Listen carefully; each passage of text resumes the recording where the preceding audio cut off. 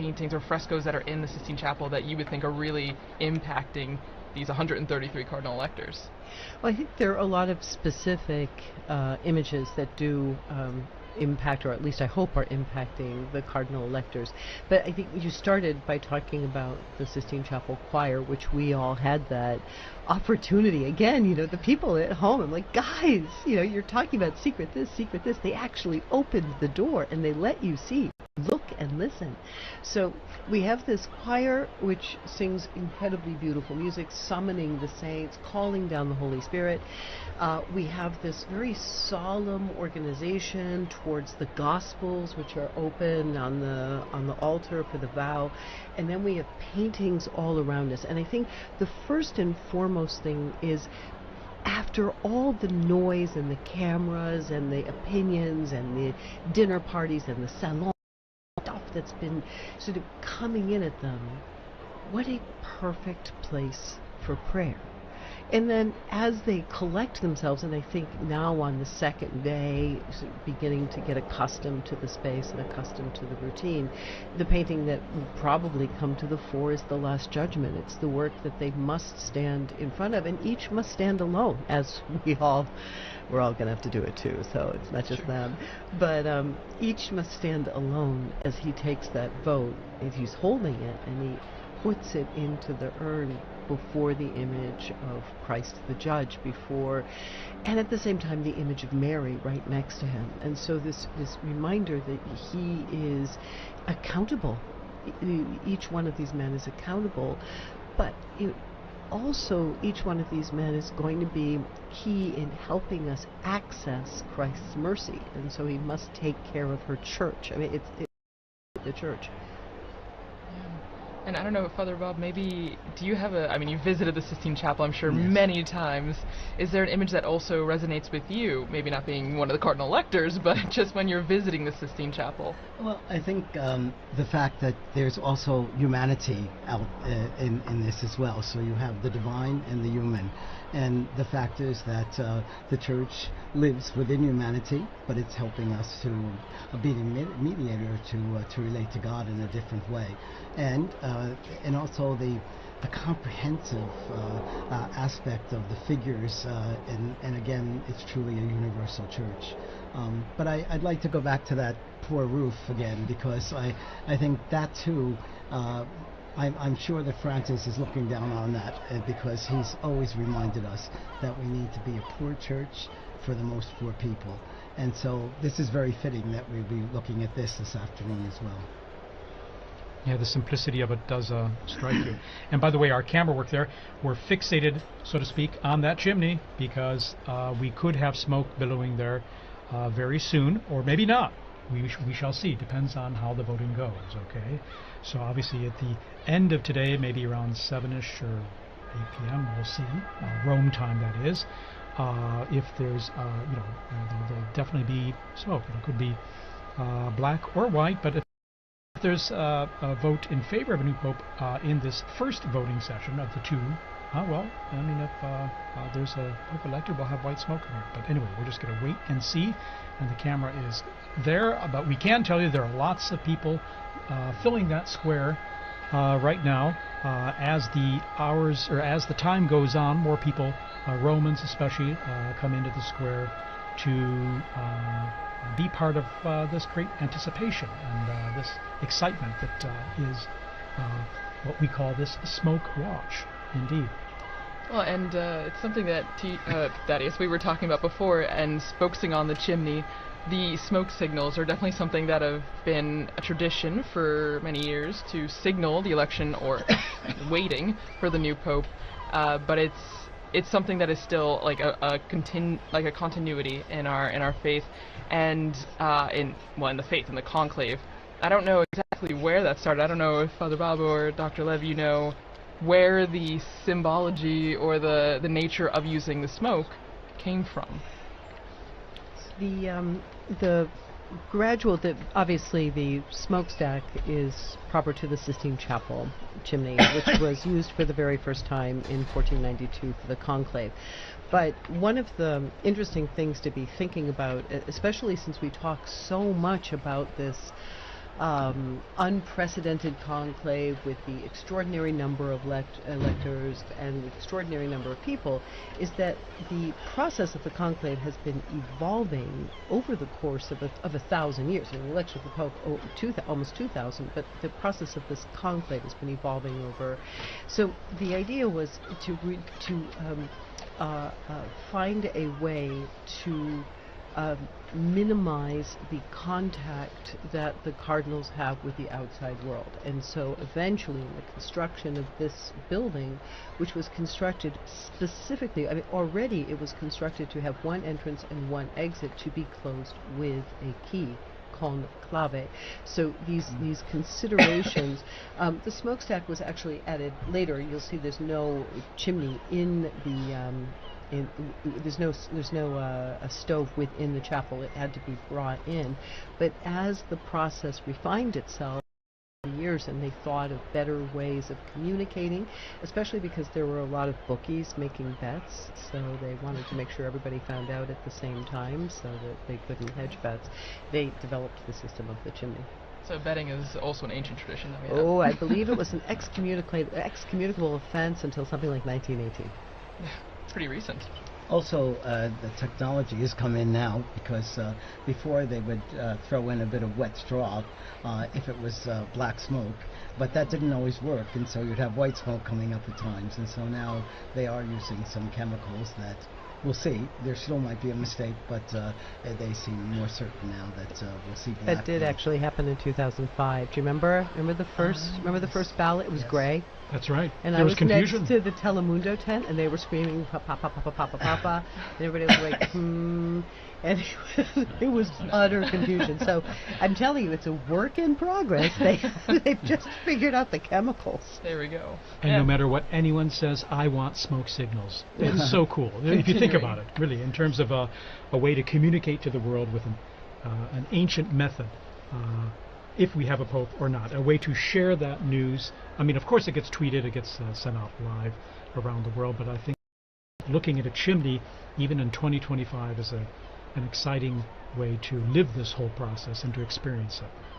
Well, and so look at this, and if smoke signals are outdated or still part of our everyday life, even in 2025, we actually dug into our Vatican archives and found an interview by our former colleague Tracy McClure, speaking to Father Thomas Reese about these aspects, the smoke signals and the inspiration of the Holy Spirit, and maybe a not too famous saying, the Vatican saying, you go into a conclave of Pope and you come out a cardinal. So let's hear some of that interview.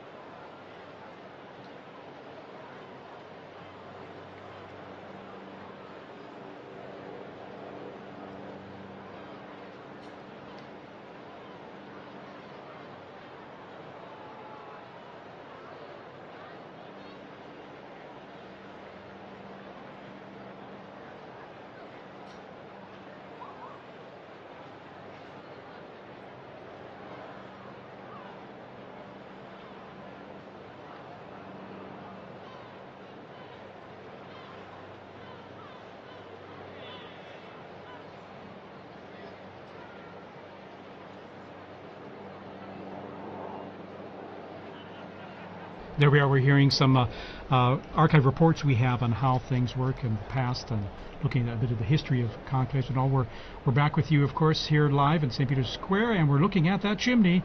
Nothing yet right now, but we're going to go into the square to talk to our own Joseph Tulloch there, who's going to tell us a bit about the atmosphere with those in the square. Okay, we're probably going to go to him shortly. All right, we're not going to go to him right away.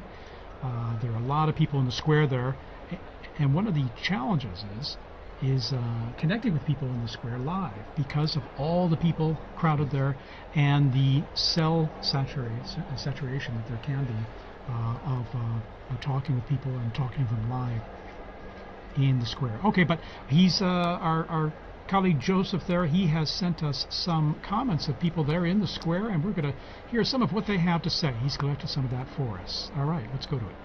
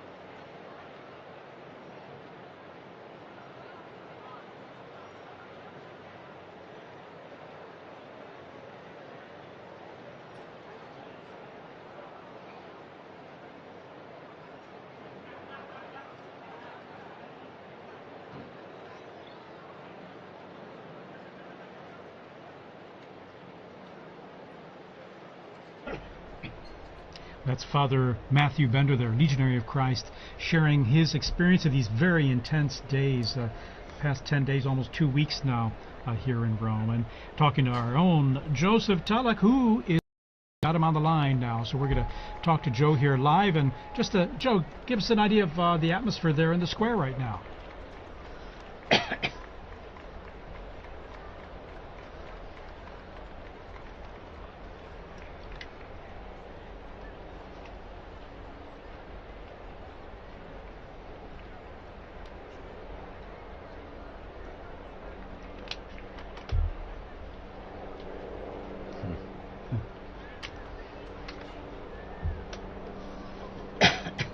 Well, I'm feeling really lucky because I'm working, and I can also look at the chimney and follow the conclave.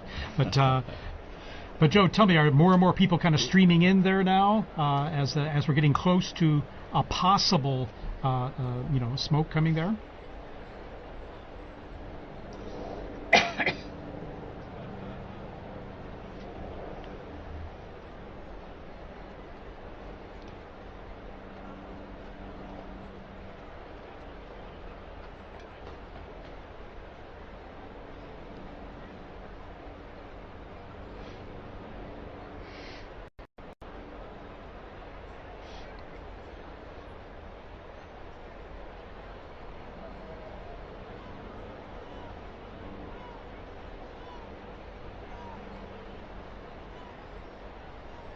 Do you have a good view of the chimney there? I know that the sun starts to go down at this time there behind the basilica, and it's just a little to the left of the chimney there as it starts going down.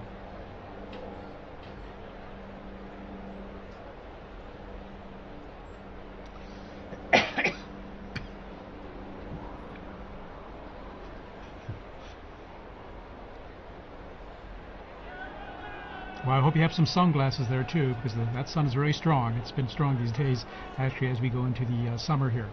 All right, Joe, anything else you'd like to add before we go back to you a little later?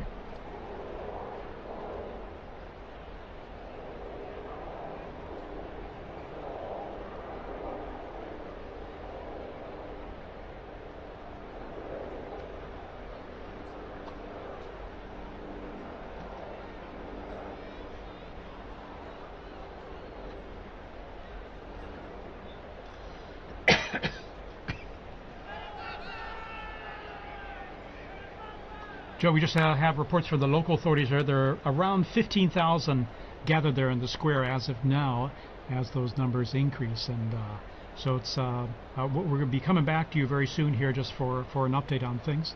So thanks, Joe, and call us anytime too if you have any updates. And as we continue our coverage here, I'd like to introduce a new guest we have here in studio.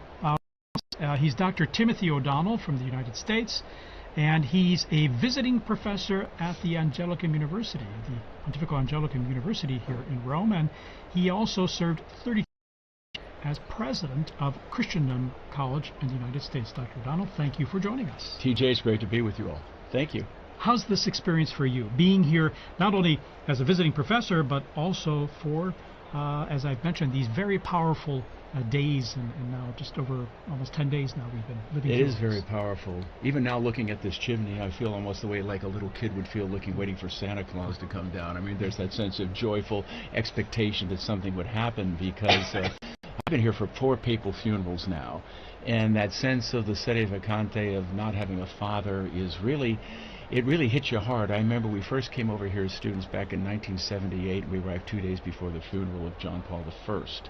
And I remember it had rained 3 horrible days, just torrential rain, and even during the funeral it was still raining. I remember wood splatting on the coffin, and that sense of desolation, and that mournful bell at St. Peter's with that dung, dung. You just feel like, oh my gosh. But of course, that came with a burst of sunshine when John Paul was elected.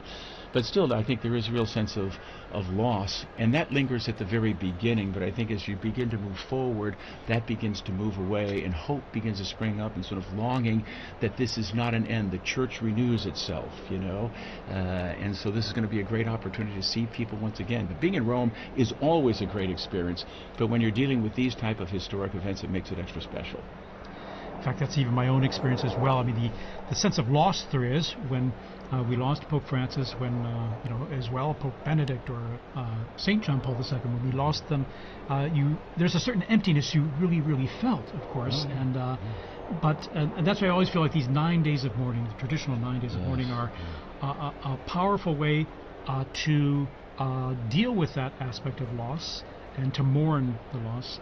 But then now we're in the conclave, and there's this sense, that's why I say hope, because of renewal. There's going to be a new Peter to lead the church and to accompany us on this journey, and to keep all of us kind of as a united, keep all the sheep sort of united with a new shepherd. So there was a definite sense of desolation. I remember when John Paul was elected, we made a promise, my wife and I, that wherever we were, we'd come back for the funeral when he died. We didn't know it was going to be 27 years later, but we did come back to that. And I remember it was just so sad, because the power and the presence of John Paul was like, how could that ever be replaced?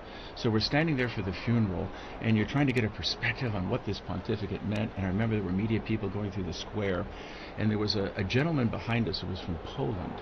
And the guy was going on asking different people, where are you from? Why are you here?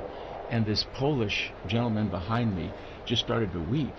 And he said, I'm from Gdansk. He said, I would have crawled down to Rome on my hands and my knees. This man gave us our freedom. He gave us our dignity back again. And that's when I began to think, how can we possibly replace this Pope? So it was consoling to think how great, but it even added to that. But then, of course, God has his way, and then when Pope Benedict XVI comes out, you say, oh, thank you, Jesus. In other words, it goes on. And it sort of encapsulates the whole rhythm of life, and I think that's why people are really looking to Rome right now, because everything's sort of a soundbite. We're suffering from sort of like what I think Benedict called a cultural amnesia. We don't remember who we are, we're confused about our identity, and oftentimes we're looking at things and we don't know who we are. But what's happening right now, you see something that is permanent, something that has not changed. Even the antiquity of smoke coming up from a little chimney signifying a transition. People are hungry to know who they are and to understand the meaning of the past. A lot of times we neglect history nowadays. I think it's something like 75% of college graduates in the United States graduate from college without ever taking a history course. That's devastating. So when you actually see this type of living history, I think people are naturally attracted to that. And that's why I think it is a great time for catechesis to talk about the longevity of the church, the beauty of the church, and the beauty and the richness of these traditions. And Dr. Lev, what would you say in terms of if you had your own students right now and trying to help, especially students maybe who aren't as familiar with the Catholic Church or these how these processes work, how would you contextualize what's happening here to them? Well, I agree with you, Tim. It's such an incredible moment to show the students living history. I mean, one of the things about the Catholic Church that I think maybe we take for granted but is baffling to the rest of the world and incomprehensible at times to students is the man that we are waiting for will be the 267th Pope in a direct line. Where do you find stability? Where do you find a groundedness, a rootedness that continues over the course of centuries through political situations, geopolitical transformations, natural disasters, you name it, and yet we are still here waiting for that next successor. And that, for what that builds into is when you look at a building like St. Peter's that starts with the hole of the ground where they buried St. Peter, you are looking at something that shows a series of monuments, one placed on top of the other in a all the way up to the top of Michelangelo's dome. And so the beauty stems from that continuity. It's this incredible story, this incredible lineage of the popes. It forms almost like the invisible scaffolding around which all of this beauty can be arranged. I think there's a theological message in all of this too, because all of the everything that we know and we believe in starts with Jesus, and he suffered and he died and he rose again from the dead, and that's the basic message of our church, and we've stayed faithful to that message. There may be debates around certain pieces, but that's the center of our church. And I was thinking a great deal about how prophetic it was that Pope Francis chose hope, Pilgrims of Hope, as the theme of this Jubilee. And shortly before he went to the hospital on February 11th, he released the World Day of the Message for the Sick, the Day of the Sick. And the themes he touched in that are the very things that Doctor was talking about, and you're talking about, Doctor, as well. That suffering is part of our humanity. Christ overcame sin and death for us, but also that through suffering so many times we find much more meaning and we find true love. The kind of love that Jesus has for us, we can give to each other as well.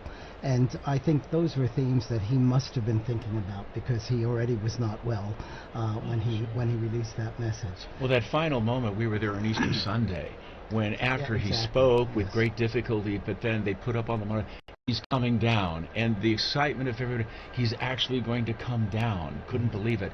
And I had a son and daughter here with their little baby, and the fact that it's going to be blessed by the Pope. But then he goes around and just not only just in the square, but then he goes out again to the peripheries, reaching out to everybody, and still in that condition. You can see he was in pain, he was suffering, and he's still taking babies in his arms and things. So what a powerful message and a beautiful message. And I think in some way that encapsulated the beauty of that pontificate, the sense of suffering and trying to give of himself, reaching out to the peripheries and the margins so that everyone could have a bit of him. And it's almost like, I can't really be Pope if I can't be there for that Urbi et Orbi and be present with the people in the square. So even there, just pouring himself out in libation in a very beautiful way, very symbolic way, I thought. He gave us a bit of him, but he also always focused it on Christ. Oh, absolutely. So he brought us back to Christ, and that was the end of this message for the world. That Yeah, it suffer said. the little children to they were still coming to Yes. him, Yes. which was a beautiful thing to see. I would imagine, too, in this day and age, too, we're unfortunately marked by so much polarization and so much vitriol, whether it's in social media, whether in the dialogues we have today, they are so divisive, unfortunately, and receive the most attention, not the times when things are working and all. But would you say that this, what we're seeing here and what we were talking about just now, the world or many people would look to in some ways, because here we're talking about a message of hope, fundamentally, not of belief, but of hope, but also of being good to one another, of fraternity, as Pope Francis spoke about all the time. Do you think that this is drawing more attention because of our fractured world today? I would say definitely that's the case. I mean, the Second Vatican Council said very clearly, when the Creator vanishes, when the Creator, we lose sight of the Creator, vanishes. And that's what's happening right now. I mean, we're all brothers and sisters if God is recognized as our Father. But in so many instances, we're sort of pushing God out of the picture. There's sort of practical atheism that's dominating culture right now. And it shouldn't surprise us then. There's acts of violence. You have the terrible reality of abortion that we're seeing in our world. And all of these things are stemming from the fact that we no longer recognize that we are the product of a loving Creator who has endowed us with intellect, will. We're made in His likeness. And that has to be the foundation ultimately for any type of long-lasting peace, etc. And I think the Church, all of us who are Christians, have a serious obligation to try to communicate the dignity of the human person. And you realize the impact that Christianity has had down through the centuries. I mean, everyone loves the Colosseum, but you think what was going on in the Colosseum, talk about it, there has to be a certain horror when a Christian looks at that. The affront of human dignity would be entertained not only by martyrs, but by men killing and mutilating one another. But Christianity, through Telemachus and others, finally put a stop to that. And the hospitals, the orphanages, all these great things where we show care and concern for those who are suffering, those who are less fortunate, these are all the fruit of a Catholic civilization and a Catholic way of looking at things. And to the extent that that has weakened, or we've lost that sense, I think we're seeing many of these problems begin to emerge once again in spades. I think we have an incredible opportunity. I've been thinking about this few days, actually, over the past 10 days. There's so much coverage about division, about politicking, about factions. I mean, the way that this conclave has been presented to the world, it seems like another streaming series. And I think many of the people who are wandering their way into the square are sort of feeling like they get to stand on the outskirts of a Hollywood movie or some sort of tawdry TV show. I think we really have an incredible opportunity to practice what we preach, in that when that new Holy Father comes out, this is the moment that we show unity, that this is really who we are. The Sistine Chapel actually is designed to really convey that message by pairing these two paintings on either side of the cardinal electors, where you have Perugino's delivery of the keys and Botticelli's Punishment of Cora. You have the Punishment of Cora, where there's this conflict when Moses wants to pass his authority on to his brother, and the Korah family objects. And then you have Perugino, Matthew 16, you are Peter, and on this rock I will build my church, with the apostles standing around very nicely. So from within the conclave, the first message is to the cardinals themselves: if you accept this, we will have peace, we'll have regeneration. If you fight, we'll have chaos, and that chaos will spread outside. But now, post-Vatican II, in our great hour of the laity, it's also our job as the laity to join around the Pope. Politicking is over, faction is over. We have a new Holy Father, and will we follow him together and show the world how it's done? I have to agree. I think even what we were talking about before, and even what Father Bender, I think in the square, was talking about with Joe, that social media does play a role in that, because a lot of people, I mean, younger generations, that's where we get a lot of our news, that's where we get a lot of our information, politics, whatever. I mean, even people are following the Smoke Watch through social media. And you're right that it can, I've seen a lot of reels, images where it can be very divisive. You know, it's maybe even lost the sense of it's a prayerful event, it's an event for unity, it's supposed to be something that should bring us all together. I mean, I was in the square earlier today, and hearing the different languages and the universality of the church in that, you know, seeing so many people, whether they were Catholic or not, coming here because someone told me when the Pope speaks, people listen, whether you're Catholic or not. He has a very big impact, and I think you're right that we as lay people, and Father, we have a role to use this as an opportunity to grow in unity and peace. I can give you a very practical example of what you just said. When the Pope speaks, people listen. I worked as an attaché to the permanent mission of the Holy See in Geneva for 19 years. And I have to say, most of the time when they were making the governments made their different speeches, there'd be a buzz in the background, everybody was talking. But when we raised that Holy See flag, they stopped talking. They wanted to know what the Holy See was saying. And I think that wasn't because we were saying it, but it was because that was the Pope speaking. Well, he brings something to the political and the social order that they can't find within themselves. Unfortunately, there's been an impoverishment of our political discourse. And so the Pope can bring a message that's truly and goes beyond the different confines within these ideologies that oftentimes are tearing each other apart. And I think we're at a point right now where people are really tired of those ideologies. We think about, you know, Russia and Ukraine and the horrible things going on there, what's going on in Gaza, but to have a voice that is able to communicate a higher purpose and say we need to rise and appeal to the better angels of ourselves. I mean, this is an important thing, and we really need. So whoever gets elected, I think there will be an outpouring of goodwill is, and I think it'll be a great chance to build unity in all of us, because as Catherine of Siena said, he's our sweet Christ on earth. That's the way we should approach this and rally around him. It could be a great opportunity for we as a church to do what we're supposed to do in bringing the message of the gospel and the salvation and the peace and the joy that is really part of that to a troubled world. Monsignor Vitillo, any experiences you want to share? I mean, you've worked in many international forums at the UN and all, and on behalf of the Holy See there in Geneva as well, in terms of the how the papacy and how the words of the Pope are received and taken seriously, whether by believers or non-believers or people of other cultures. Well, my own experience was that many of the UN officials were very, very interested in what the Holy See saw in things. And so many times there'd be private consultations with the papal nuncio and discussions that were not made public, but that really brought to real substance. Some of the discussions that had been going on about nuclear warfare and trying to get a ban on nuclear warfare started out by discussions between some of the world leaders, the UN people, and the papal nuncio at that time, and it was now Cardinal Silvano Tomasi, whom I was working with. So I think that's a good way of working. And a lot of times people are saying, well, why isn't the Holy See making a statement against this or that or condemning so-and-so? That's not the style of the Holy Father.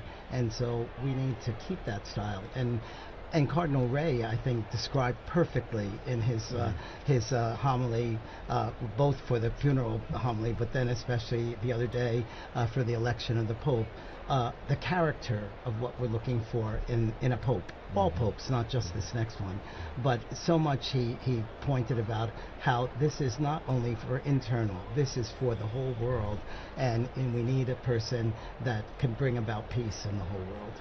Amen.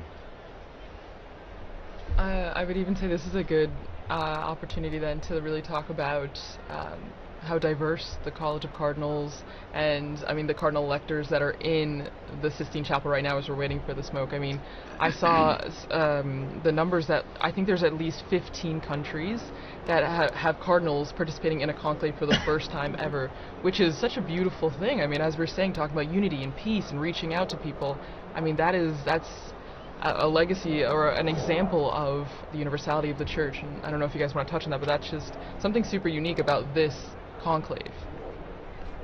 Well, it is the largest in history, and it's great. He always talked about going out to peripheries, and even in terms of selections of cardinals, that's what he did. And so I think there'll be definitely a certain richness that we have in this particular conclave, that there are so many cardinals from so many different diverse parts of the world, some which may not have been represented within the College of Cardinals before. So that'll be part of, I think, Pope Francis's legacy.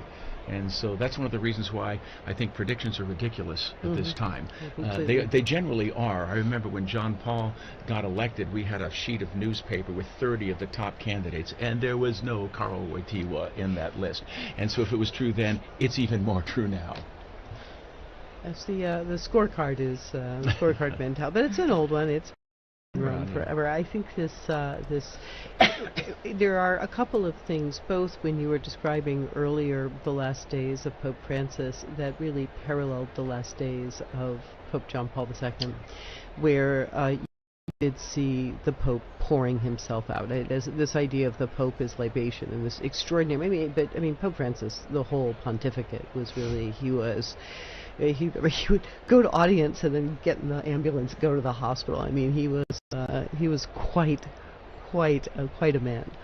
But that those last days where everybody could see the Pope giving himself completely to his people, to his flock, in first of all, in a world where we're getting very confused about age and the value of people as they are older. I think that's a beautiful parallelism. The visibility of suffering, that instead of it became something for people to really feel and experience. And I think also there's a continuity in this growth of the College of the Cardinals. I mean, we have been watching the representation of the College of the Cardinals, the growth of the Universal Church throughout the 20th century get larger and larger and larger. Now we've hit this really exciting new point where we have we've hit 15 new countries represented. We have voices from all over, but again, the plan was always that, and it really shouldn't be surprising. Forgive me if I bring everything back to art, but it's the only thing I know. But it shouldn't be surprising because, I stand in that Sistine Chapel shoulder to shoulder with people from all over the world. And they stand in that space where you have the invisible beginnings up on the ceiling, you have the invisible endings in front of you. It's always been meant to be that. Even in the painting of the Sibyls, you have Africa, Asia, Europe. The Church has always been reaching out, and thanks to the new technology, thanks to transport, thanks to geopolitical transformations, this Church is more effectively able to leaven in the furthest peripheries of the world. In fact, it really struck me seeing the cardinals one by one taking their oath there in the Sistine Chapel, and just the diversity of their backgrounds and cultures that just was really striking. And what struck me too, just watching them one by one, in some ways they look like ordinary people in beautiful vestments and all, but one of them will be wearing white, most likely following this vote. And it's amazing how they can kind of take on or the office takes a hold of them in a sense, or that they become, I don't want to say new people, but there's almost the ministry, the role they've accepted and are taking on becomes part of who they are, and it's almost like they take on a new and living personality, isn't it? Historically, that's true. There have been a number of elections where they picked men that they felt would for a short time, and then they get in there. Of course, the whole church is praying for them at every mass, so you have tons of prayer coming, but they are energized by that. And some of the most dynamic popes that we had, they thought were going to be very short. I mean, Pius V was supposed to be a very short reign. Even someone like John the 23rd, who shocked everyone. I'm going to call the ecumenical council, and all of a sudden announce that on St. Paul, and everyone's, what are you doing? You're supposed to be transitional. But here he goes, and he just goes through it. Now, he didn't see it to the end, but Paul VI came on. But no, this is common. But even like back in Acts of the Apostles, when Peter was in prison, the whole church was praying for Peter, and we continue to do that. And I think there were a lot of graces flow into the person of the Holy Father. I mean, what an incredible office, burden to bear. Think that every morning you wake up and you're responsible for the Catholic Church throughout the entire world, all the dioceses, all the different things that are going on. That's why it's really crucial, whoever gets elected, we immediately need to be praying fervently for him, for his strength, for his insight, for his courage, and that he will have a successful pontificate in the full spiritual sense of what we mean by success. I really do think, though, he does leave himself behind. I mean, it's exactly what you said. He will not be the same man who goes into the room of tears. When he comes out, he will have a new name. Everything gets left behind in that little room. His habits, his friends, his usual bedtime. It all goes away as the new man with the new name comes out. And he comes out. What do we see him wearing? We see him in that white cassock. I mean, he is literally, it's like the baptismal new returned, and then that red stole, that it's just this heavy red stole. I always see people looking at it like, oh, like you sold that thing, you could probably blah blah blah blah blah. But I mean, look at it. It's not an accident. They got plenty of light polyester stoles. You've got this brocade blood red. This is the burden. This is what he has to carry. So we see him walk out there, not pizza ball or tagle or whatever the name of people that throwing. He's not that person anymore. He's someone new. And in that transformation, I think that's also, while terrifying for him, it's also liberating, because it just allows him to be the servant of God. Let's remember that that Jesus prepared Peter for that, and also all the apostles, the bishops, by teaching them service at that Last Supper, and showing them service by washing their feet. And here you had this kind of rough and tumble Peter, who said, no, you're not going to wash my feet. Oh no, well then if you say you have to do it then why don't you wash my head too? And yet he was showing them what it was to be of service. And I think that we have to connect with the papal vocation. It is of service, and it's service to everyone in the world, and that all the more that Pope needs our prayers to be strong in all of that. Yeah, Gregory the Great was the first one to use it. Servus servorum Dei, the servant of the servants of God. Expression. And the challenge for any pope, because no pope can be everything to everyone. Everyone has expectations, and some say, well, I like this about this pope and this about that pope, but no pope can be everything to everyone. They've got to have their own personality, which is transformed, as we say, not only the personality, but their being is transformed by taking on the office. But at the same time, we have to look forward to what their own strengths are, and then also be conscious of the incredible complex, delicate role of being Pope and holding this church together, which is so diverse and so global. Well, and I think, actually, Dr. Liz, you brought up a couple times, right, that art, it all comes back to art, and I think it's really true, because even just you guys talking about the moment when the newly elected Pope goes to the Room of Tears, and then eventually comes out to that loggia, the balcony, right, and in St. Peter's Basilica, and right under that, if I'm not wrong, there's a relief that shows Jesus giving the keys to Peter, which then symbolizes, the entire thing. He starts his pontificate with that right under him, remembering that is his call. Those keys are pretty big. Yeah, they're pretty heavy. Yeah. And those keys were to forgive sins. Exactly. And also there was also a mosaic underneath, which is Jesus saying to Peter, "Feed my sheep." And that reminds me of, again, new technology which gives us views of things that we didn't have before. When Pope Francis came out on the balcony, there was a shot that came from behind. So we saw what he saw. And you looked out into this sea of faces of people just looking up. And despite the fact that we joke about all the screens there, I remember that day, just all of those people with this who are you the one? Can you help me? I mean, just this feed me, literally. And so I think that's, yes, I think it's a very important part of the art, telling the story of, or underscoring the role of the Pope. One of the beautiful things about Pope Francis that night also was, where I remember he reached out to everyone and said, "Would you please pray for me?" And then there was a really about maybe 15, 20 seconds of silence, and everyone in the square, everyone had their head down, and they were praying for him.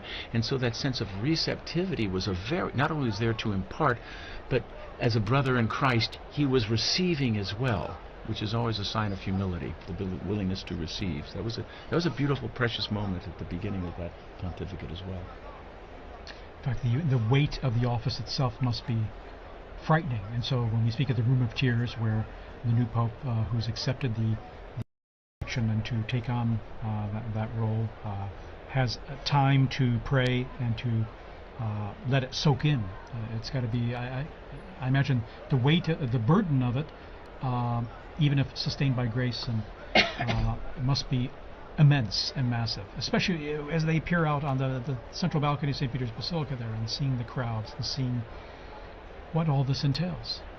I remember the day after Benedict was elected, he met with a group of Germans who had traveled there, and he referred to the whole conclave experience. He said, "As the guillotine continued to descend," and I just think, oh my gosh, this poor man. I mean, that's why your heart, it has to, whoever it is, your heart has to go out, because life is going to be very, very difficult, very, very difficult change. Like he said, there's going to come a time you will be bound and you will be led where you would not go. And not everyone has been gung-ho wanting to be elected Pope. There have been reluctant ones. I think Benedict XVI tried 3 times to step down, retire from the Holy Office, his work there. But John Paul said, Jesus didn't get off the cross, I'm not retiring, and you're not either. But he soldiered through. Also was very reluctant. He said he would refuse at the beginning of the conclave, and when the guillotine began to come down, began to descend, they saw him going, nope, nope, nope, nope, nope. And apparently he had to have a talking to. But I think they're also very aware that they cannot solve all of the problems either, for the church or for the world. Sure. And Pope John the 23rd talked about how after he tried and tried, he'd finally, in the evening, would say, "God, it's your church. I'm leaving this to you now, and I'm going to sleep." So I think that's the kind of thing that they have to learn and practice as well. Absolutely. Okay, we're going to take just a brief break here with a little music. We're still under a smoke watch. Okay, there's not a smoke warning yet, but there could be very soon. Who knows? So we'll be back with you in just a minute or two here to continue our coverage. And by the way, now 20,000 are gathered there in St. Peter's Square, and the numbers are increasing.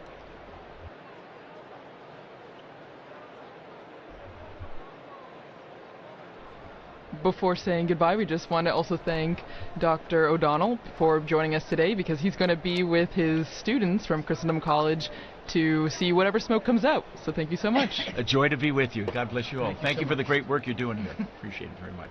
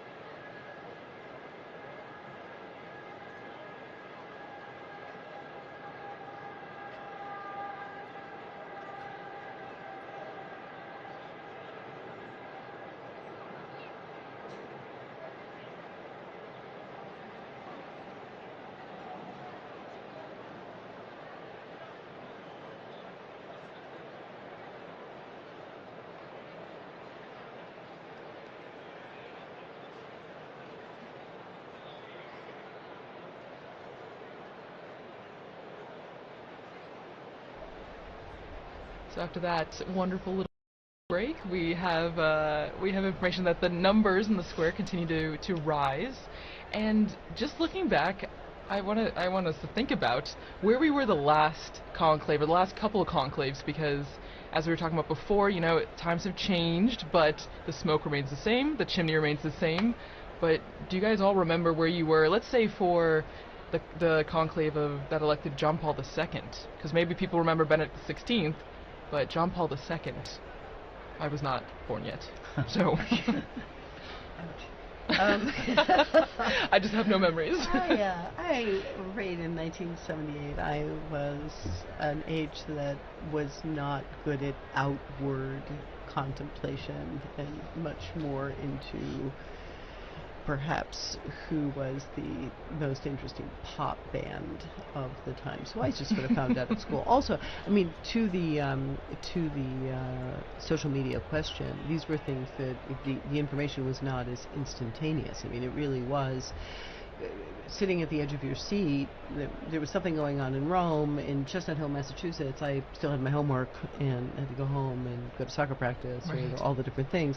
And so I think there's much less of a sense of where I was, because I was really so far away from it. I was going to say, we take for granted today instant communication, instant everything. And I find difficulty sometimes trying to say, well, what was it like before we had that sort of instant communication, high-res, super high-res, instant images? And so it was a different time than, of course, I was kind of maybe 8th grade or something. So I don't remember too much of that conclave. But at the same time, it was a different time, of course, as you mentioned, because the media and instant communication wasn't what it is today. I'm 78 years old, so I wasn't in high school at that time. I was a priest in my diocese and also going to social work school, but I was also directing a psychiatric treatment center for children. And so that I was working, and I was in my office doing clinical records and things like that when one of the young children who was with us came to tell me that we had a pope. And then I think I mentioned earlier that he also told me that the pope was Polish, and I said, "Oh, Billy, don't be spreading those rumors around, And then he dragged me to the television set and showed me, yes, indeed, the pope is Polish, and I didn't have the time to go sit and watch television in those days, day or night, but it was a wonderful experience to know that we now have a pope. But even to ask, how about a month before that? When, because there was an election just before that as well. Well, you were talking about John Paul II. And then John Paul Paul I. So, yeah, sorry. If I can rewind even a little more. Yes, with John Paul I. Well, first of all, it was one of our child care workers. One of our child care workers called me late at night to tell me that the Pope had died, and I said, "Oh, I think you're thinking a month ago. So we have a Pope now, and of course it was very true. And then it was when John Paul II was elected that I was telling this story. Yes. Well, and so we'll go back deep into the archives of Vatican Radio, and we'll look at a conclave that none of us, I think, were around for. But before we do that, we want to say a special thank you to Dr. Liz Lev for being here and sharing such amazing insight into art history, and how that plays a role in the conclave even today. Well, it's been really great to be here. I mean, in a certain sense, you guys are the nerve center of it all. So it's an honor, actually, to be able to sit here, and of course to really have the possibility to talk in a way that it's much harder. We do our best out there I think there's a whole squad of us out there trying to do our best in the secular media, but to really be able to talk about what it means to be the servant of God, what it means for Peter to have died here, what it means for these cardinals. I mean, it's so nice to be able to really talk about the true weight and importance of prayer and how we must pray for the Pope. So thank you for really, it's like a cleanse to come here. I'm ready to go back out and face questions about whether or not this conclave is like the movie. Yes. Oh, yeah. The hot topic of the day. At the same time, I often think sometimes the movie or even other media productions can offer an opportunity to say, okay, yeah, you saw that, you read that book, but in reality, this is how things unfolded in history. So sometimes I like to look at it as like, okay, we can use it as an opportunity to say, well, it's not exactly that way, but at the same time, some elements are true, some are not, but this is how it works. And it's created certainly help generate interest, I would say, and so I guess we have to Be grateful for that. So, returning to the question of art one last time, that is the joy of the Catholic imagination. The Catholic imagination can see through to the potential of almost anything. And so, even though this is a tawdry story or it's an incorrect story, the Catholic imagination can find that pearl that is beautiful, good, and true, and bring it out and turn it into something fruitful and wonderful. So, yeah. Wonderful. What a Thank great you note so to much end. for Thank being you. with us here. Huh? And so we will launch into this old interview that we have from our former colleague, Veronica Skarsbrick, with Father Martin Nolan, the one-time Prior General of the Augustinian Order, who was actually in St. Peter's Square when Cardinal Angelo Roncalli was elected to the See of Peter on the 28th of October, 1958.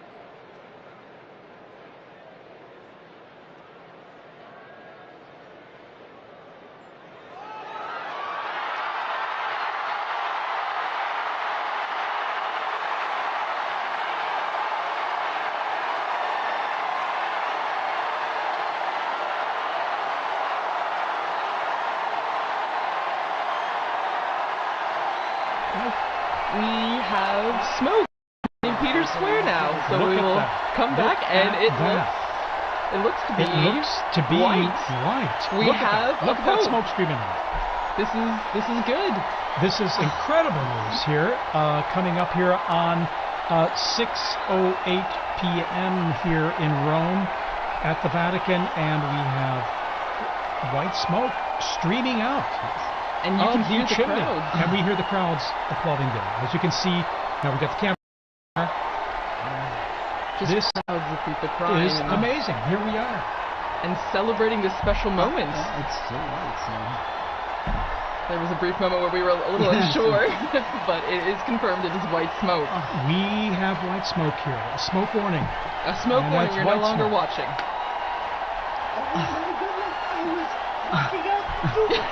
We're back with Dr. Come Levitt. back. Dr. Levitt. I'm still out of breath from racing up here. I can't believe it. I'm actually I'm flabbergasted. surprised honestly. as well, because given the complexity of the reality we were talking about Exactly. and the many issues and the diversity. But here we are, and look at our drone footage there. We're just cruising over the roof of the Sistine Chapel. Wow. We see the crowds. The bells ringing. The bells are ringing. It is 100% white The smoke. white smoke. And I mean, as we were talking about before, the crowds are, I mean, yes. it's the square's packed. It's incredible. And it's small compared to what's Exactly. going in now. And that smoke just scared away our seagulls there, the little family there that was just relaxing on Sistine Chapel roof there. But actually, as you mentioned at the beginning, TJ, it seemed like they did know. They came back just for the white smoke. Indeed. In fact, and maybe they were giving us a kind of a secret, a bit of information that they knew that we didn't know. But here we are, and then a spectacular, sunny, brilliant evening here, and you can even see from the perspective of the crowds there in St. Peter's Square, the white smoke billowing from the chimney, even as the sun starts going down behind the dome of St. Peter's there. Thanks be to God. Honestly. And this smoke will last at least about 6 minutes, 6.5 minutes. And with a light breeze there in the square, we can see it billowing down towards the square. And we've got now basically about, it's going to be 45 minutes Yes, to at least an hour at least Yeah. before the new Pope, just elected, So before we appears will know to greet everyone. And so there's huge anticipation, naturally, of who will the new successor of St. Peter be. Well, and I mean, as we were talking about before, you see the crowds filling the squares, but also the different people who have come. I mean, you can see the flags waving, people smiling. It's a big sign of the universality of the church, but then also just how supportive people are in sense of being here for this moment. And now we're going to have an invasion of Romans. They're going to be coming in. Yes. And no, it's only natural and normal. I mean, you live here. So those who can He's will their be. bishop too. What's that? He's their bishop too. Of course, he's their bishop. There you go. And so they're going to be streaming into the square now. It's going to be filling up. It will make for some interesting traffic around my house because if my recollection is correct, when they couldn't get any further, they just in the road. So And there you are. They were just there. Just stop in, the car. in the road. Oh But, my you know, goodness. there's nowhere else to go. That's except true. for here. That's So- true. Look at that billowing, thick white smoke there. All the different I flags. love the people ready with their flags just in Yes, case. yes. My daughter Waiting. said that the election of Benedict XVI, her closest friend, they went to school right around the corner here, and her closest friend was German. And they went running out into the square, and out comes Joseph Watson, and she said her friend had this teeny tiny little teenage girl purse. She pulled out this purse, this enormous flag was suddenly waving. Oh my goodness. So apparently a lot of people come prepared. Yeah, because you just never know. I mean, when I was in the square earlier, people thought, oh no, it might be a longer time. It could take days.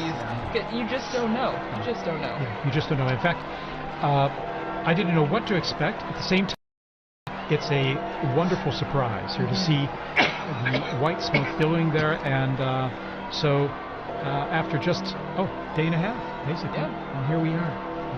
It does make you feel like there's a wonderful sense of the noise stopped, the cameras went off, they went into the chapel, they prayed, and the Holy Spirit spoke. I mean, it just really gives us a great sense of confidence.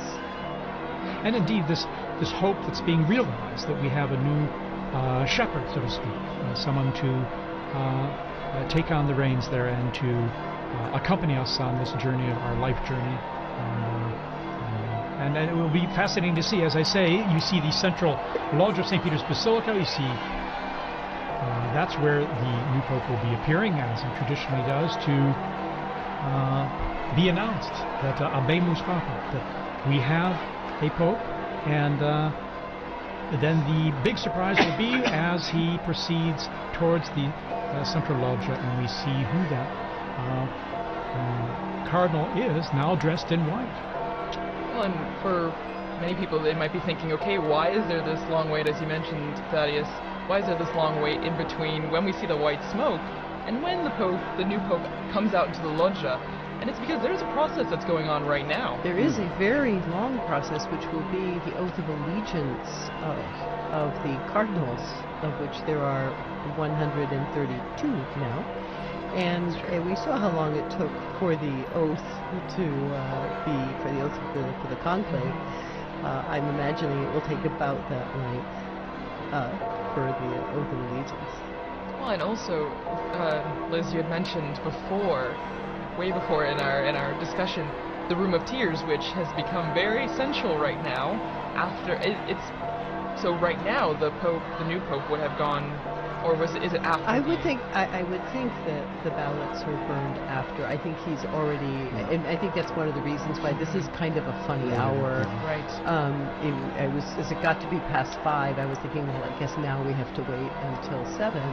But I think this must have been the time that he spent in that Room of Tears thinking about preparing himself for what is look at that square, and that square is just, it's a microcosm of the millions, if not billions, who are watching, all of them fixed to see, some of them already Christians, Catholics, but other people who are really searching. And there is so much searching going on in the world. And I don't know how many of the people that I've been working with in the secular media circles who talk about, well, I used to be Catholic, or I went to Catholic school, or I was an altar boy, or I was this. But they somehow feel this moment as still their own. It's fun, those sacraments, right, Father? It's like hard to get rid of those. And so he's also the father to those people, and to all the others who don't even know that they're orphaned yet. So all the people we pray for on Good Fridays. Exactly.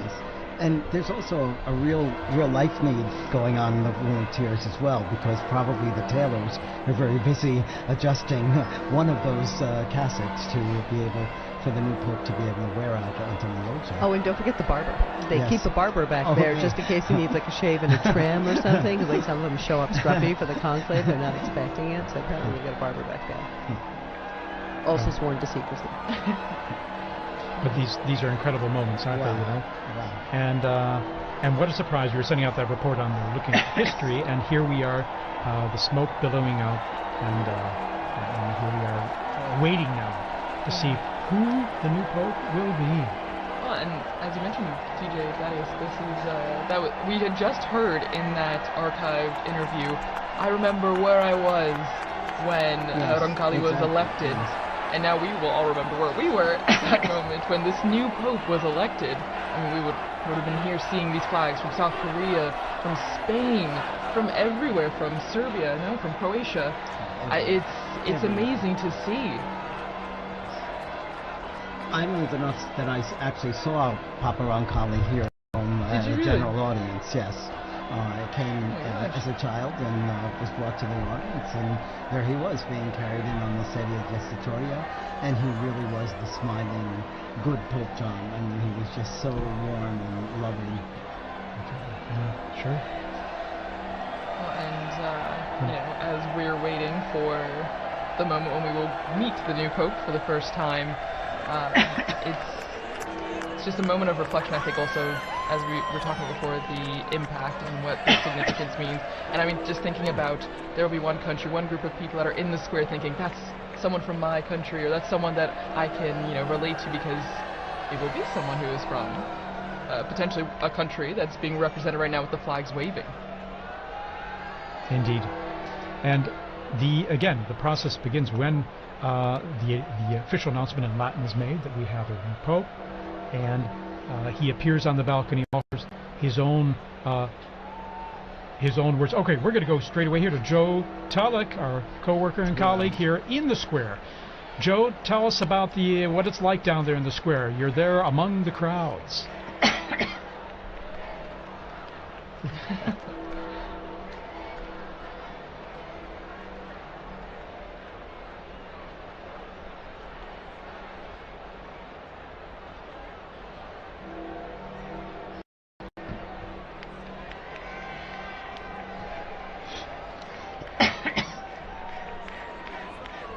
Did I mean, was there a moment where you heard gasps? Was it there a lot of surprise? Did you feel like people were shocked that the smoke happened right now?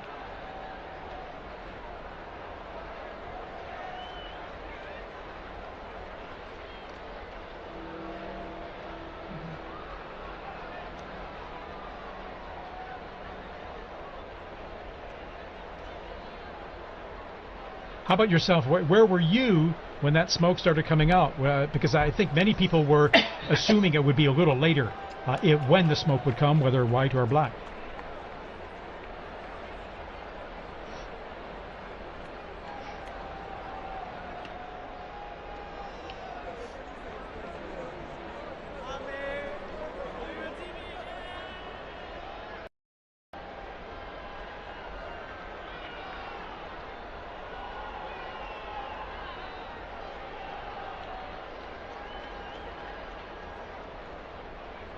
Well, amazing. And I mean, as you mentioned, there's still people running to the square, and there will be probably for a long time, Joe. I mean, because people will be flocking to see the new Pope coming.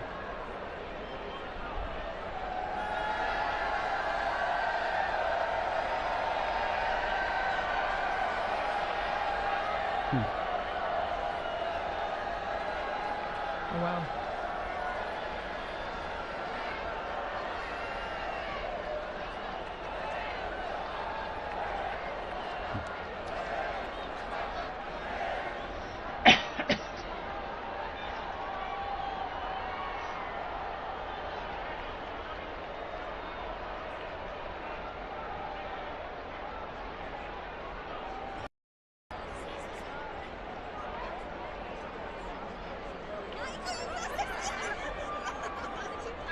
Beautiful. And our camera work here, we were just zooming in on that balcony from where the new Pope will appear. Joe, tell us about, I mean, when you're explaining to people in the square, what's next, what's going to happen? When I'm sure people are asking you, so what happens? The Pope's new elected, and then...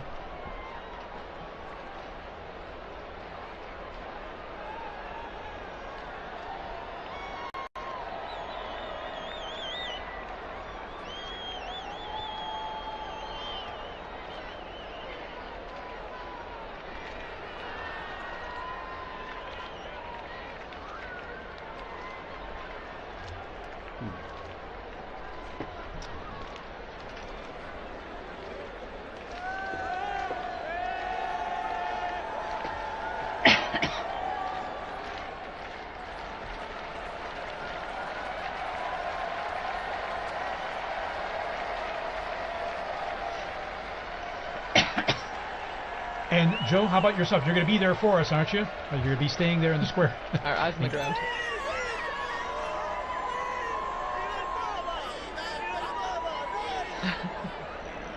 Fantastic. And you'll be telling all your friends about this experience you're having here right now in the future, I'm sure. Well, thanks so much, Joe. Thank you, Joe. We're going to be back with you very soon for more update on all happening in the square there. So, Monsignor Vitilla, tell us a bit about this experience for you now. I mean, this experiencing it live, the smoke coming out here, and now our great sense of anticipation for who the next Pope will be.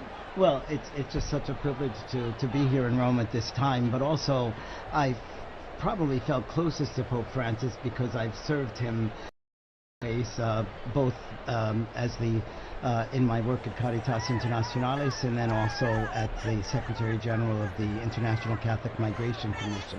I always used to say he's the best guru you could ever have to do public relations on migrants and refugees, and I don't have to pay him a thing, you know. So and there were many times when I was able to meet him, and it was so beautiful an experience each time.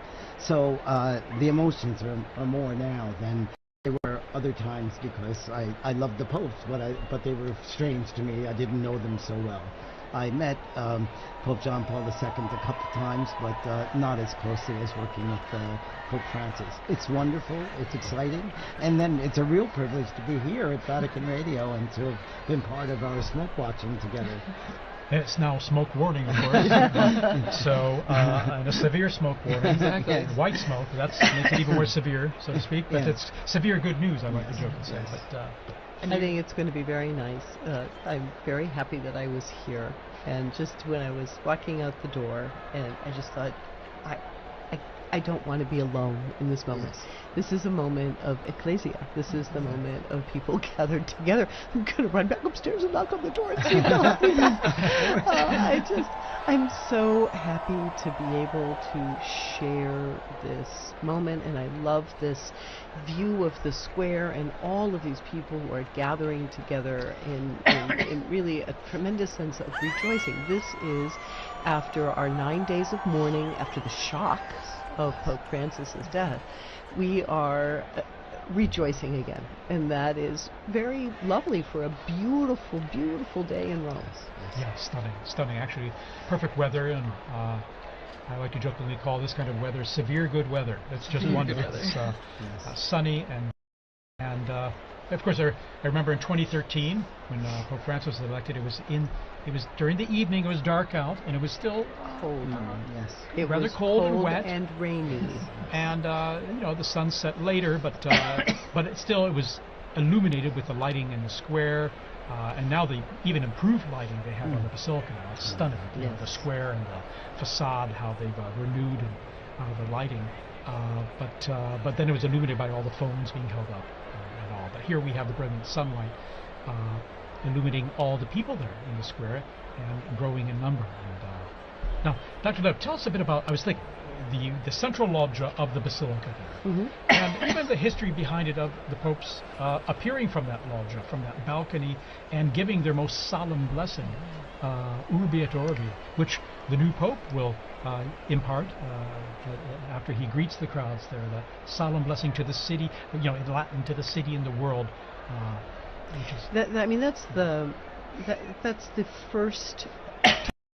His first act is to impart this blessing, because after all, he is the Pontifex Maximus. He is the bridge between heaven and earth. So today we'll see him in the facade of St. Peter's, and that facade, which was built in beautiful construction by Carlo Maderno from 1612.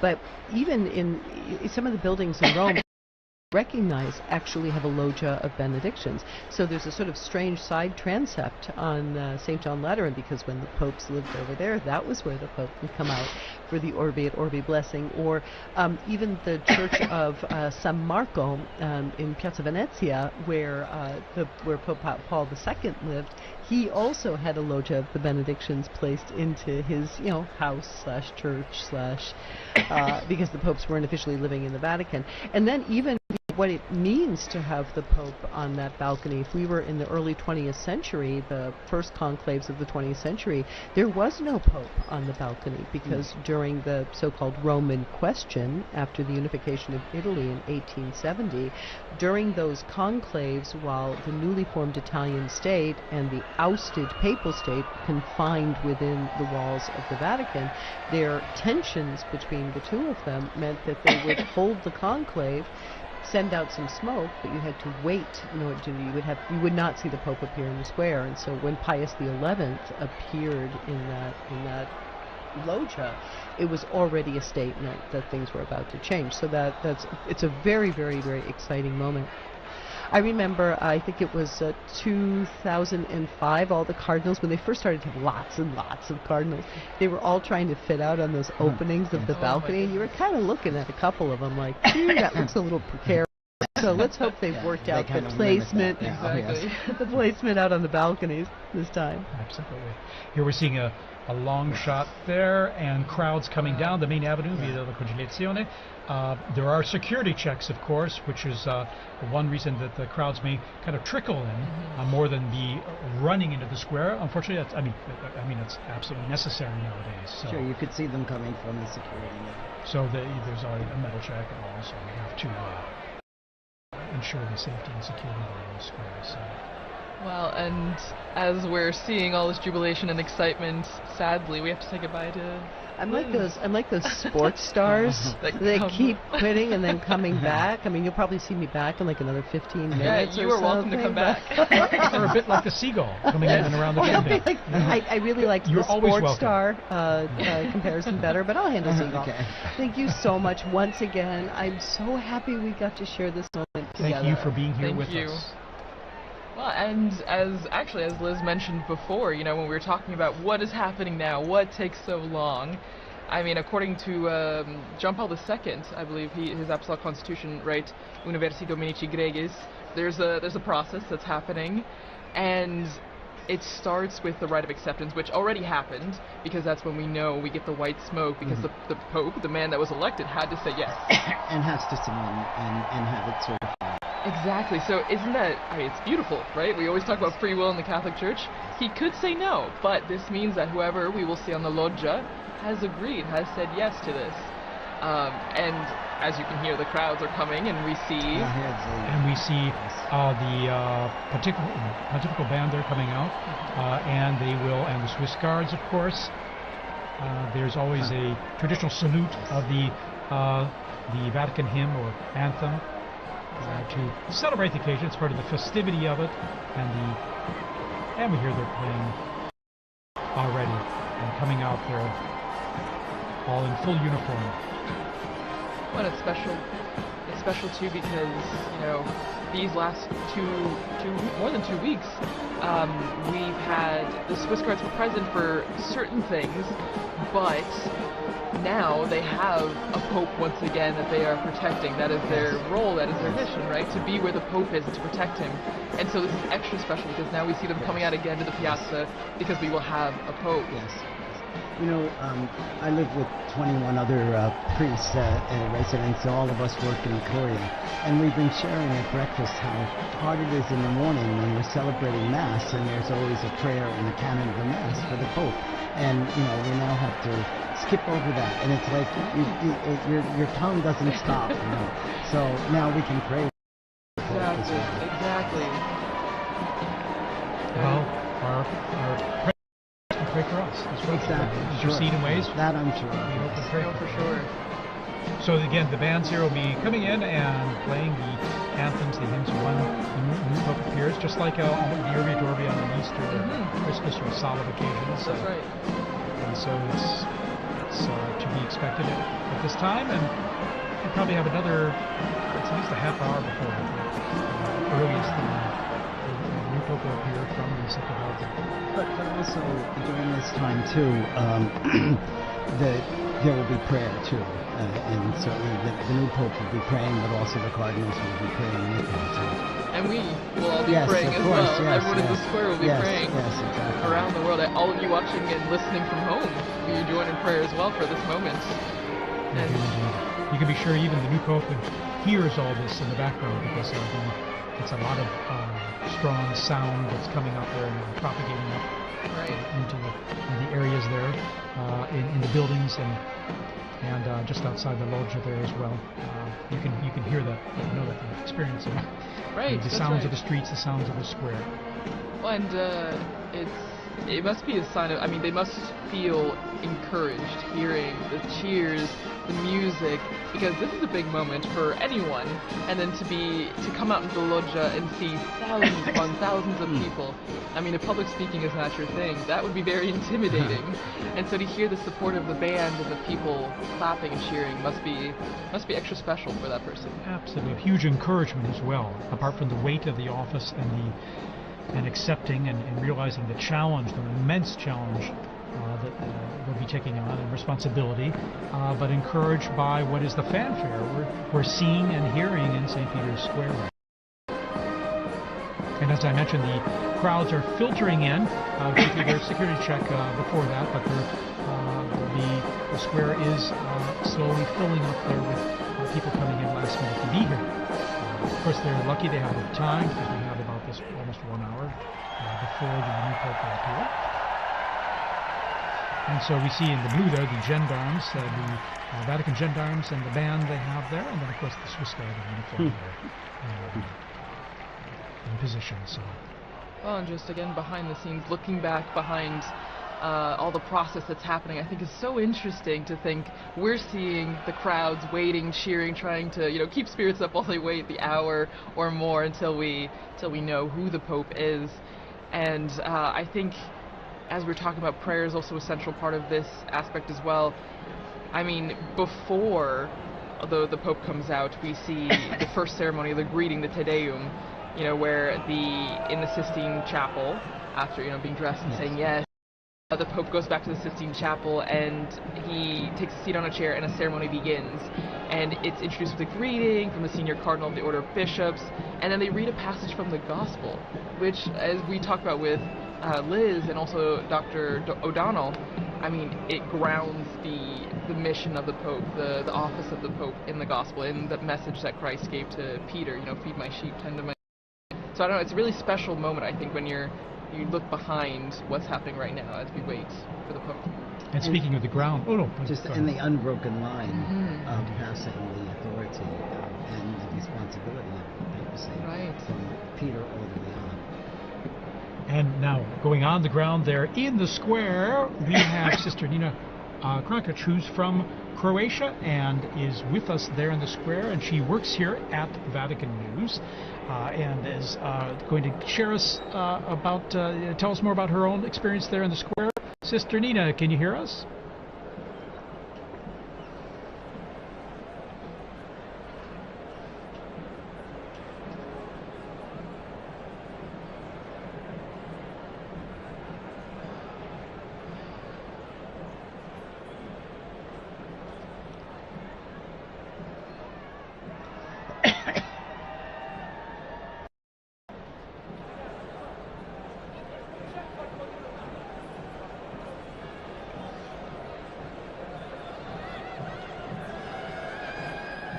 Sister Nina, you must have run out of the building there to get there in the square, because I mentioned the crowds coming in now there's got to be some bottleneck there, isn't there?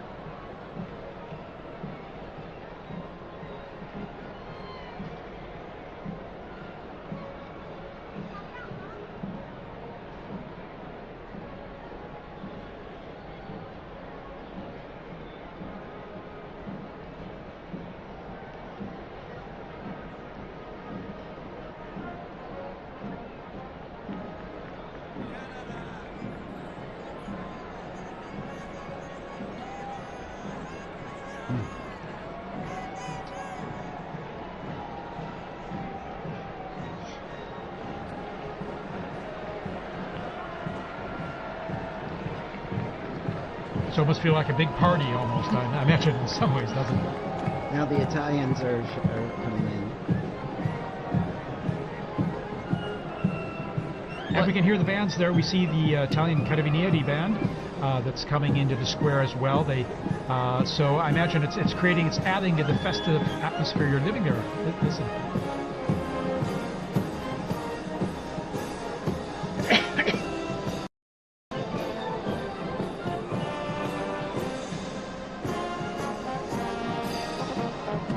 All right, Sister Nina, thanks for giving us that update there, and we look forward to connecting with you there again when possible. We know how it's a little tough with the cell signal there, given all the people communicating live on their cell phones and the networks there being a bit saturated. But thank you, and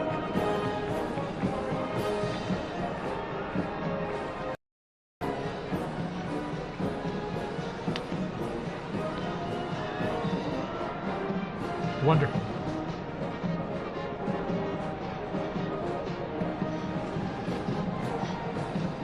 And Sister Nina, by the way, this is your first experience of this type, isn't it? Your first conclave, and so it must be extra special for you.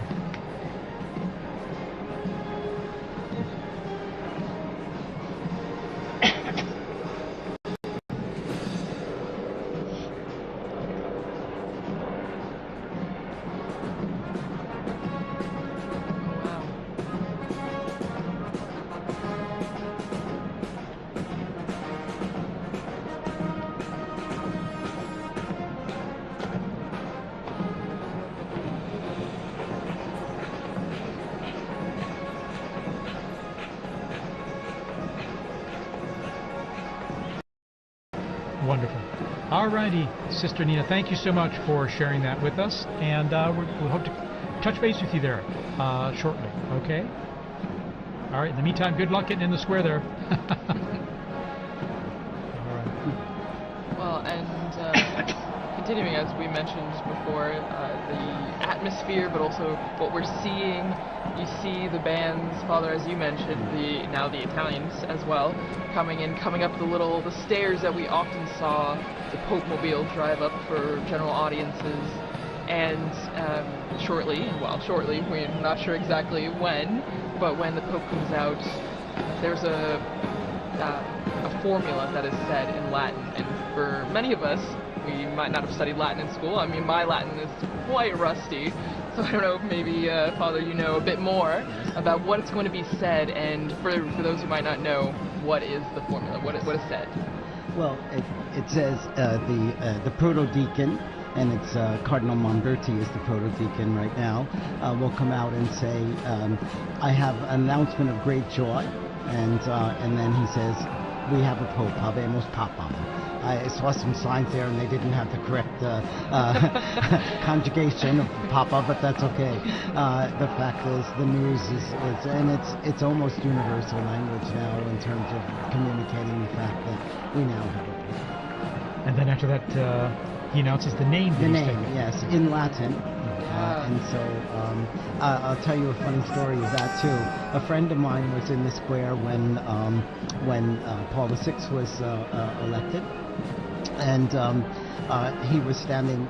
He's from the U.S. He was a student at the North American College, and no, it was when John Paul II was elected, and he was standing next to an Italian woman, and they announced that the Pope was from Polonia, and this Italian woman crossed herself and said, "Grazie a Dio da Bologna." Da Bologna. That guy from Bologna. Yes. You didn't hear Polonia in Italian meaning Poland. Yeah, it's tricky. If you don't know Italian or Latin, it might be a bit confusing. But no, it's extra special, and as you mentioned, I mean, I remember watching with some of my colleagues here at the start of the compilations from the Habemus Papams that we have video or audio of, which is only in the last, just over 100 years that we have video, and it's been really interesting because whether you know Latin or not, you know that phrase and you know what it means, and so it's a big signal to a new chapter in the church. And I'm thinking that the last announcement was by Cardinal Jean-Louis Touron, whom I worked with a great deal, and he made that announcement, and it was so good. And he's gone home to heaven. He's now rejoicing once again tonight. That's right. I remember him very well when he announced introduced Pope Francis, and I remember even hearing his name. I was wondering, who? And I looked it up very quickly because, as always, it's a surprise. Right. It's a surprise, and you don't know, because we have such a list of people, and as we've said throughout this entire Smoke Watch, that it's the Holy Spirit that guides the decision, and so we don't know to that moment. Here we see a formation of the military bands, yes. Wow. Guardia Finanza, Carabinieri, and then of course the gendarmes, the Vatican Gendarmerie, their own band, and then we have the Swiss Guards all in position there. We see usually at a point after the Pope appears, so there'll be a mutual salute of both national anthems and hymns. The retired papal preacher, and also then there's Cardinal Raniero canta his phone there. We see technology, and then Capuchin and also Cardinal Sean from Boston. Exactly. So here we are. The bands are playing. Introduction here to the Vatican anthem. Oh no, the Italian anthem. That's true. The hymns, the songs will be going on until we hear that famous line of Habemus Papam, and we see the Pope come out on the balcony. So we're hearing notes from the Italian national anthem.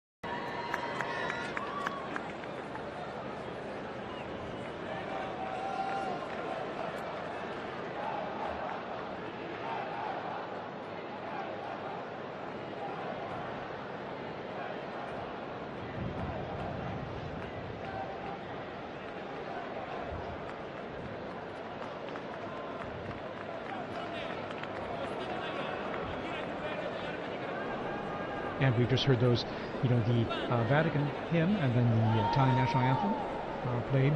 Mutual salute between the two groups of bands. And now the mutual salute and greeting of both. This is just like when we see at Easter and at Christmas, the Urbi et Orbi. During the Urbi et Orbi, when the Pope gives his blessing to the city and to the world. And before that, his Christmas or Easter. So the bands are lined up there as we await the curtains to be pulled back there from the central loggia of St. Peter's Basilica there. And even though the Holy See is a separate country, it's important for Italy to be involved in this too, because he's also the Bishop of Rome. So it's his flock is in Rome as well. Actually, just now taking off my headphones to hear some of the ambient sound, you could hear kind of the craziness that's going on outside. You could hear helicopters, ambulances, fire trucks, everything. And so, I mean, even at the end of Via Conciliazione, where we are, you can hear the excitement and the festivities are happening outside. Monsignor, I think some of that chimney smoke has gotten to me, yes. There's a lot of pollen in the air. Yeah, so definitely. Allergy time. Yeah. As we head into summer. But what a stunning view there. We have the sun just going down behind the facade of St. Peter's. It's always stunning, when it comes time to sunset there with the facade facing east, but then when you're looking at the basilica and the sun going down behind it. It's always so beautiful. So beautiful, yeah. But everybody's eyes are on this. Yeah, everybody's looking up, waiting for the doors to open and then the white curtains to be pulled back. Well, and there's actually a story about what's happening right now. Again, the Room of Tears, the Pope, the new Pope, getting dressed, and we know that there are 3 sizes of the white cassocks because you don't know who's going to be elected, but you have to be prepared. And actually, one of our colleagues, Chris, who was on this morning actually on the Smoke Watch, was talking about Pope John the 23rd, and he was. That's 11. And actually, since it didn't fit, they had to tie it like a medical garment. Exactly. And so it's a funny little anecdote to just remember that. I mean, no one knows, and so everyone's prepared. But that's what's going on right now. They're trying on the garments, and they're seeing what's fitting. And of course, they have different sizes available to start with, but sometimes they might need adjusting depending. Exactly. We're made in God's image and likeness in different sizes. So there you go. See all those flags representing the different nations present. Also, it is the Jubilee of Hope, and so we have pilgrims here for Jubilee events over these days as well. I think I read about 15,000 for currently in Rome just for the Jubilee themed events. For pilgrimages that were organized at a time. Well, and we're hearing from our producer, Francesca Merlo, that they're looking outside our building, and as I mentioned, there's helicopters, but they're blocking off the roads, and that's what Liz was mentioning too, that people are stopping, and they're just trying to get to the square as fast as they can. So it's a moment of organized chaos a bit in the square and around the Vatican. We have reports that there are people literally running to get into the square. And they will eventually, as they go through the checks and controls there. They do an extraordinary job of the crowd control as well, with these many people coming into St. Peter's Square and avoiding any potential problems or issues due to that. So. Well, and that is, you have to think that, I mean, maybe everything has a purpose, right? Everything has a reason, because we have this time in between the white smoke and maybe also for everyone to get to the square. It's a dual-edged sword. The new Pope is being prepared and ready to go to the loggia, but it's also to let everyone who can get to the square to be there for that special moment. And we're seeing it with our Vati drone footage here, as I'd like to call it. And you can see the square there. It's just wonderful. You can get a sense of the crowds, and then on the people kind of streaming in from the main avenue Via della Conciliazione and some of the side streets there. About the universality of the church, I just got a message from a UN official in Gaza who's listening to this transmission, and so you could see how connected people are, and how grateful they are to be able to hear Vatican news as well. Yeah, of course. We're grateful to have you here to say some nice, intelligent things for us. I don't know. As well as and give us some interesting input on all, and to share this experience. As you see, our drone footage there shows our Vati drone is showing the avenue there filling up with people, and as they come closer to the square, then they just go through a check there. And all the flags are ready. And Thaddeus, since you've been, this is your third conclave in Rome. In Rome, yes. And well, so I haven't been in conclave elsewhere. No, but you've been in Rome. Yes. Oh, yeah. But have you ever had the opportunity, because I know working here, we're always pretty much in here, but have you ever had the chance to run out to the square or see the excitement? For Pope Benedict, I was up there on the colonnade there. If you're looking here on the footage here, you can see here on the left side there on that colonnade there where the statues are, on top of the Charlemagne wing of the colonnade. I was up there and able to just view from that position where all the photographers, videographers were, or most of them anyway, accredited to come out and greet the crowds and give his blessing. And I remember, this is a strange thing, but after that event, going back into the Vatican and running into Cardinal Jorge Bergoglio. Oh my gosh. He was, this is long after probably about an hour after the blessing was given at the end of the. And I remember it distinctly because I knew the faces of all the cardinals, and so it was a. Little did you know. Little did I know. Little did I know. And then when there we see some of the cardinals there. There's Cardinal, I think that's. And we see, and then. Canta Messa. O'Malley. The cardinal non-electors. Yeah, exactly. They're over 80, and so there's they're non-electors. Sister Petrina, yes, the head of the Governatorato now. And that's Archbishop Fisichella as well, I think. And we see the secretary of the dicastery for communication, Mucho Luis, as well. Anyway.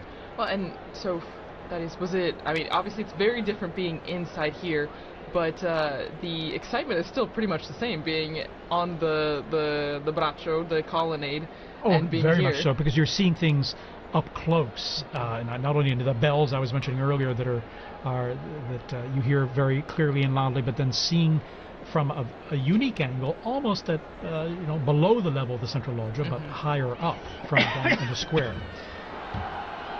In 2013, then I remember I was down the street on the Conciliazione looking out the window at the crowds on Via della Conciliazione, and I could see the central loggia from which Pope Francis appeared then in 2013. So that was my other experience, per se, and a unique one at that. And now here in our studio here, right close to the action there, exactly. It's a third privileged experience. Again, what's really you really feel is the excitement of it, and the joy of having a new pope, but then also the expectation: who's it going to be? Right. And I remember with Pope Benedict, it was a bit the weather was a bit cloudy and cool then. I mean, this is a day of just brilliant sunshine, mild temps. Of course, we're in May, and so things warm up here quite a bit and pretty quickly. When Pope Francis was elected, I was helping out at an English-speaking parish in Geneva, in addition to my other work. And the pastor had asked me to give a talk to the parents of the First Communion children. And we got the news just as I was ready to start the talk. So I knew tonight I'm not going to get anything else done with this. Wow, so you've gotten the announcement in different places all around the world. Yes. No, that's amazing. And every time just a tad different. And joining us, Father Paul Samasumo, who's from Zambia, and he's head of the English Africa section here at Vatican News and the Dicastery for Communication. Father Samasumo, good to have you here. Many of our listeners who listen to the liturgies will recognize your voice as well as you do the commentaries for the papal events. How's this experience for you now? Thanks, TJ. Actually, I've been here all day, and then I went outside to meet someone, and you won't believe I got blocked. I could hardly come in. I've been trying to come back for the last 10 minutes, but fortunately, the security forces allowed me when I showed my badge. And, people are just running into the square. It's amazing. It's my first conclave. I've never. I came in just after Pope Francis had been elected. So this is quite an experience for you. It is an experience for me as well, yeah. Absolutely. Amazing. Even just the moments leading up to this experience. I live in a house where some of the cardinals also were staying before they moved to Santa Marta. Of course, they had their own little tables, and sometimes we'll just provoke them. They had shown secrecy, of course, confidentiality, but it was so wonderful, and the dedication of them going to the congregations, the meetings, and even the non-electors, some of them live there permanently in our house. And we have some of the staff who have been helping. They had to also do the swearing in, so that they would be. Some of them couldn't go because they're small children and they wanted to stay next to their children. So it has been a great experience, even from that point of view. Well, and also, since you're from Zambia, how do you think people in Africa, the African continent, are taking this moment? I mean, we have viewers, listeners from all around the world, but your experience in watching the conclave and being prepared for this Abemos Papa moment, like, what do you think is the atmosphere, the environment of people watching in Africa? It's a great moment. I can tell you already I've received about 5 or 6 calls just within the space of 10 minutes as I was coming in. Wow. From some of my colleagues who are in the media. And I think the most, the call that I really enjoyed was my uncle is 82, and usually we talk to him through my aunt because he has a problem of hearing. But he's so excited, so everybody's following. They're following on various channels there, the national television stations, on radio and so forth. It's a great moment, and knowing Africa, they've always been fascinated by the popes. I remember even from a time when I was a young boy myself in catechism, we taught the anthem, the papal anthem. Really? Yeah.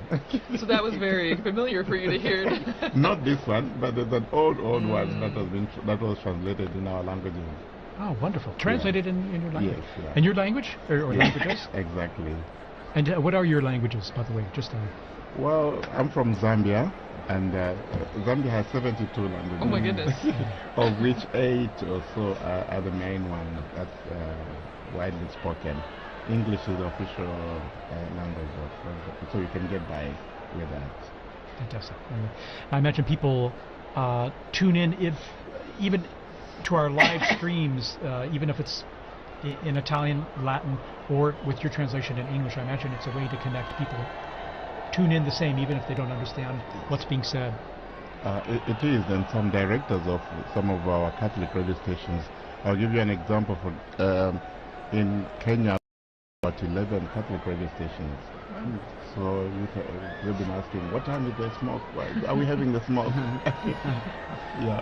Well, and it's really interesting now that we have you, Father Paul, in here, because as we heard from Father Bob, we had a message from Gaza, listening there, and then now you hearing messages from all over, and exactly. So it's the wide-reaching effect of this moment, and as the message or the theme that we've seen throughout our conversation has been universality, and how this is not just for people here in Rome, and not just for Catholics, for people everywhere. In fact, I'd like to thank people around the globe tuning into our live stream here. Maybe you're watching on a local or a national network, local Catholic radio, wherever you're listening. Thanks for joining us here. We're going to be providing you with all the information we can as we await this historic moment to find out who the new Pope is. And we'll know pretty soon. It's been about about a half hour or so since the close smoke. An hour.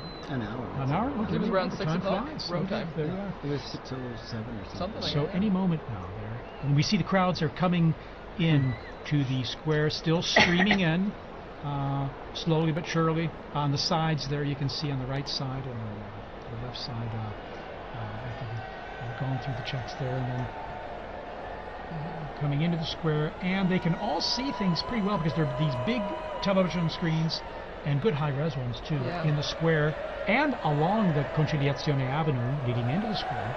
So many people, they can see just what we're seeing all together here.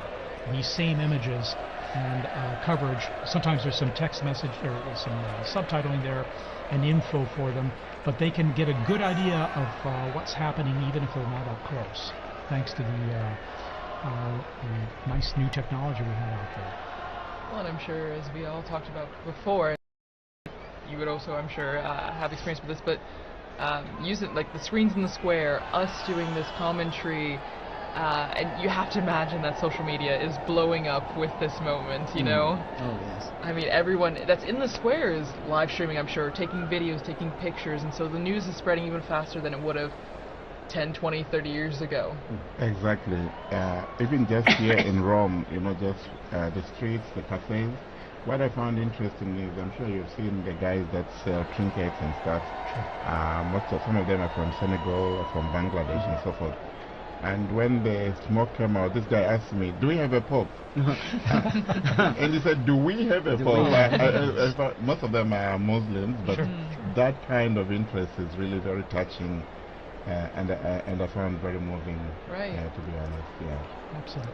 I have another story on that. When Pope John Paul II died, I told you I was and I had to go through Senegal. So in Dakar, there was this long line that I was waiting to go in through immigration, and the guard pulled me out and said, "You know, the Pope has died." I said, "Yes, I know."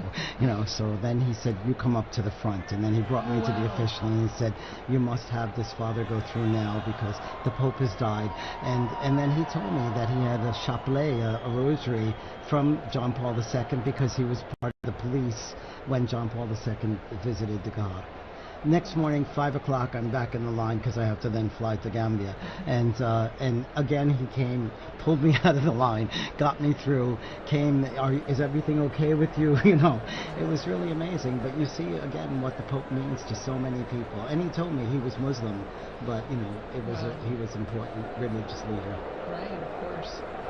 Again, I'm sure people around the world now are just tuning in, dropping in and out of this broadcast and other broadcasts to see what we're all waiting for with anticipation of who the new Pope is. And that should be very soon now.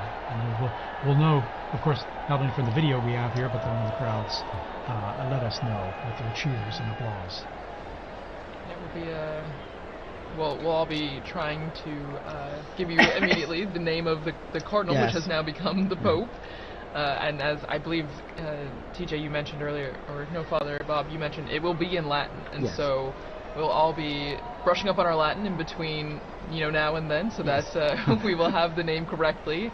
And then we'll also get to hear the name that the new Pope chooses to be I his think new... the name is always also interesting because it kind of gives this vision of what he wants to do with the purpose. Probably not what he wants to do, but what he, you know, what inspires him. And Father had an anecdote there. I also have when Pope Francis chose the name Francis, one of the Jesuits in Zambia told me, we were so excited because we thought you were chosen Francis Xavier. Yes. And actually it was the next morning that Francis clarified that this was Francis of Assisi. So yeah, it's true, because a lot of people were trying to guess and figure it out. That's right. When he met with journalists, he explained the origin of the name that he took and why. And it's special, like you mentioned about the Pope, right? So it usually drives their an idea of what the focus might be for the pontificate, choosing this special name. And we had mentioned earlier, right, that the person, I think it was Liz that mentioned, the person becomes a new person in that sense. The Pope is a new man because he gets rid of the old name, takes on this new name, and he's no longer just whoever, cardinal whoever. He's the Pope of the Universal Church, the Pope that is the symbol of the Church around the world. Not only because, you know, he's known as Pope, but also because of his white cassock that is widely recognizable. We're seeing these camera shots. You know, those big television screens, people know when they're on camera, and so they have their moment of fame, their few seconds of fame. waving and greeting everyone there. So it's always kind of fun too.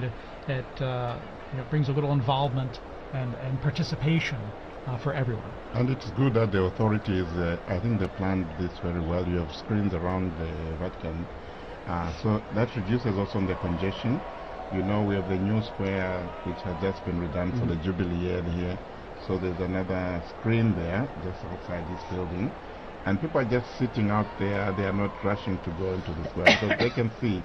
And maybe they even get a better shot from, a better view from the screen there.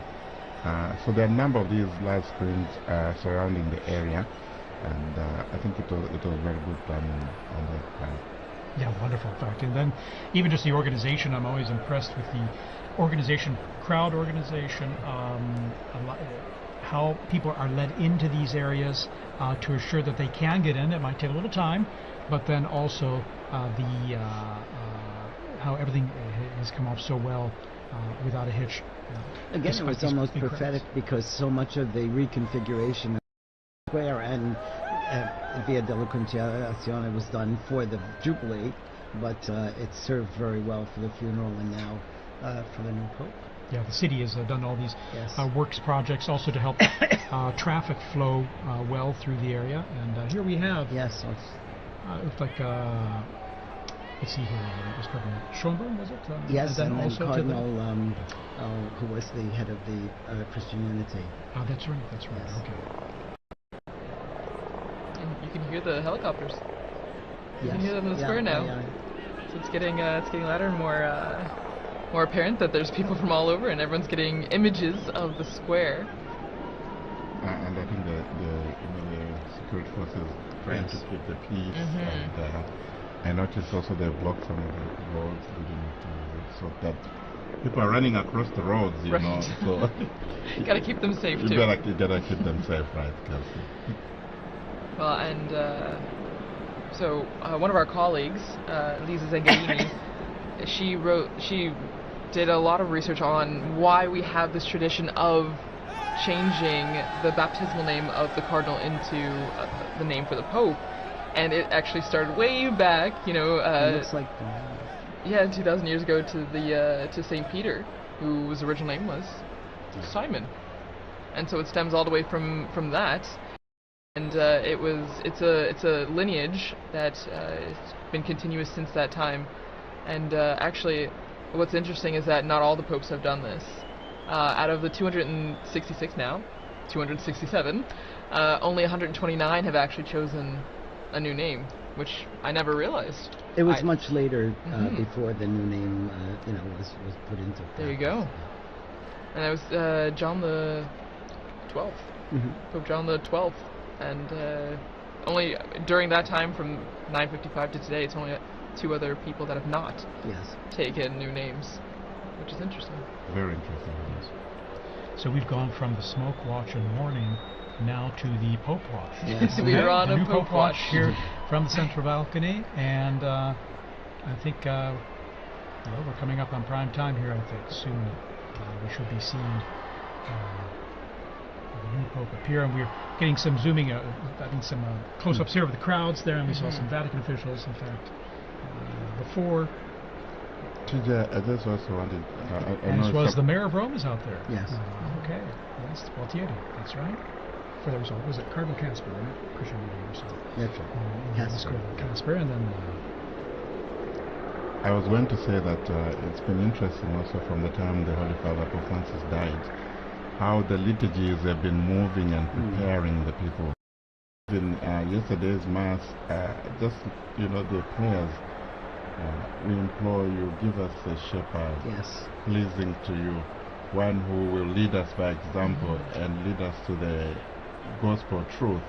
This is in the collect and in the closing prayers. So this conclave liturgy is also very elaborate and very moving and preparing the people. So it's not just like this is just a successor to Francis.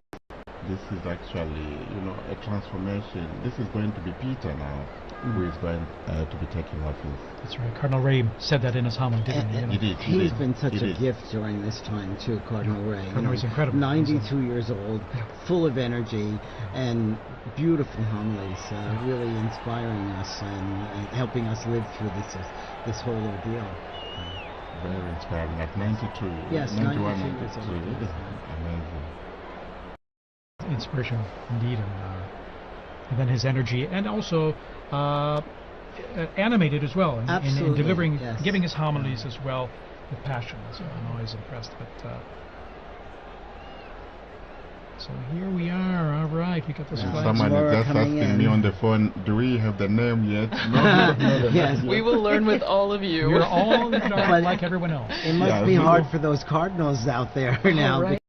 Because, they're not allowed to tell us. But, Exactly. That's true. Yeah, Wow. mom's the word. Mom is the word. Alright, we're just waiting for the appearance. Pope Watch is on high alert. That's right. It could be turned into. It will be a warning soon. It will be. Okay. So. Yeah. All right. So in some quiet among the crowds now, as this anticipation is Building. sinking in and building.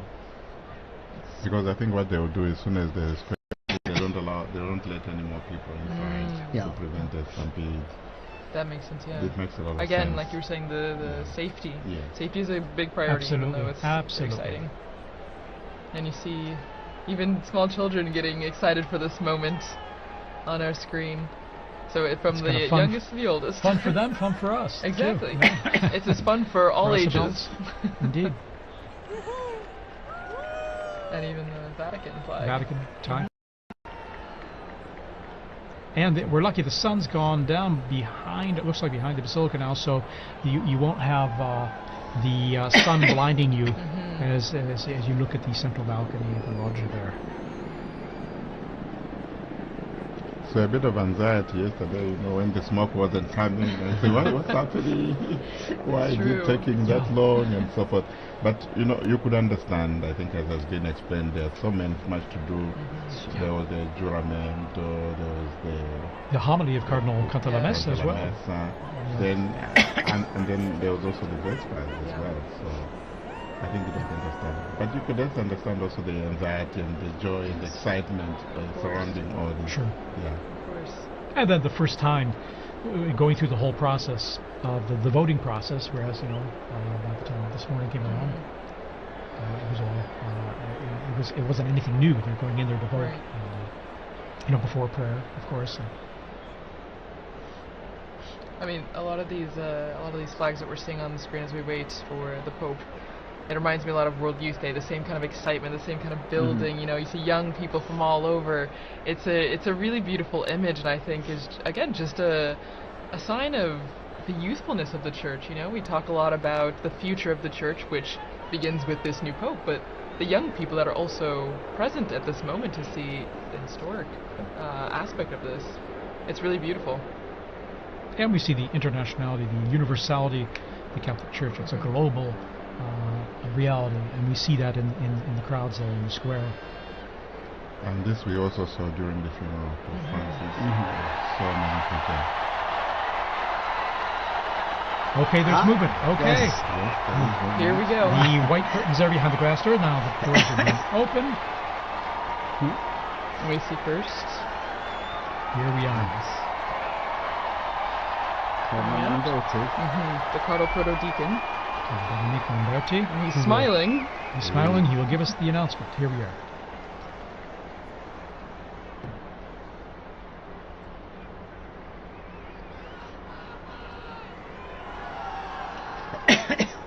Suspense. Annuncio vobis gaudium magnum.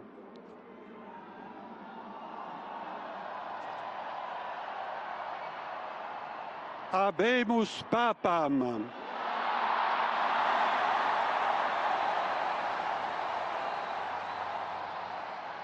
Eminentissimum, ac reverendissimum Dominum, Dominum Robertum Franciscum, Sancte Romane Ecclesiae Cardinalem Prevost.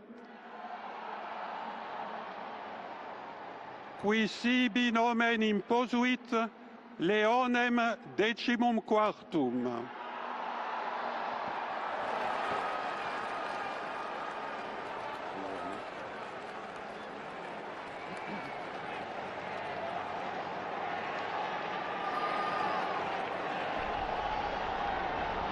So, it's Cardinal Robert Francis Prevost, who's taken the name of Leo XIV, Pope Leo XIV. Cardinal Prevost is an American, and he spent most of his ministry in Latin America, in Peru, and also in Paraguay. And he's an Augustinian father. He was the provincial in Latin America, and then became the Bishop of Chiclayo in Peru. And he then is also, he became the Superior General of the Augustinian Fathers as well. He's now he's been the prefect of the dicastery for bishops. We see the cardinal electors there appearing on the balcony there as well, with this joy and the smiles on their face. A great joy indeed, and well, it wasn't one of those, I can't believe it's what to say. What a great joy. It's a wonderful joy. And he's from Chicago, Yes. Illinois. Okay. An American. An American. And An American. I think that's a historic moment. It sure. is truly, truly historic. And you can see all the cardinals on the different Yes, balconies on there. the For our radio listeners, you may not be able to see this, of course, but they're appearing on all the balconies to the left and right of the central balcony. All of them clearly standing out with their red vestments and smiles, and waiting to again for all of us to greet this new pope as The well, very new pope. which now we know his name. Cardinal Robert Francis Prevost, Augustinian, Amazing. and has served as prefect of the dicastery for bishops. A native of Chicago, Illinois, in the United States.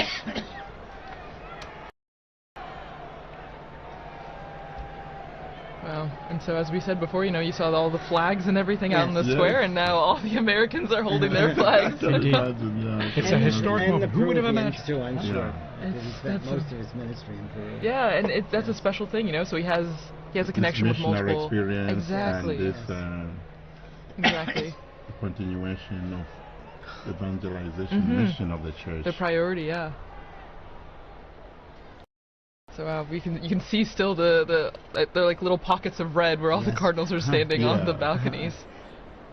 And from our Vati drone footage, and seeing it from above there, it's a unique view, perched above in front of the facade and looking down at them as they're on the balconies there, awaiting now as the new pope, as we mentioned there, Cardinal Robert Francis Prevost, and Pope Leo 14. the 14th. Pope Leo the Pope Leo the Yes. 14th. the 14th.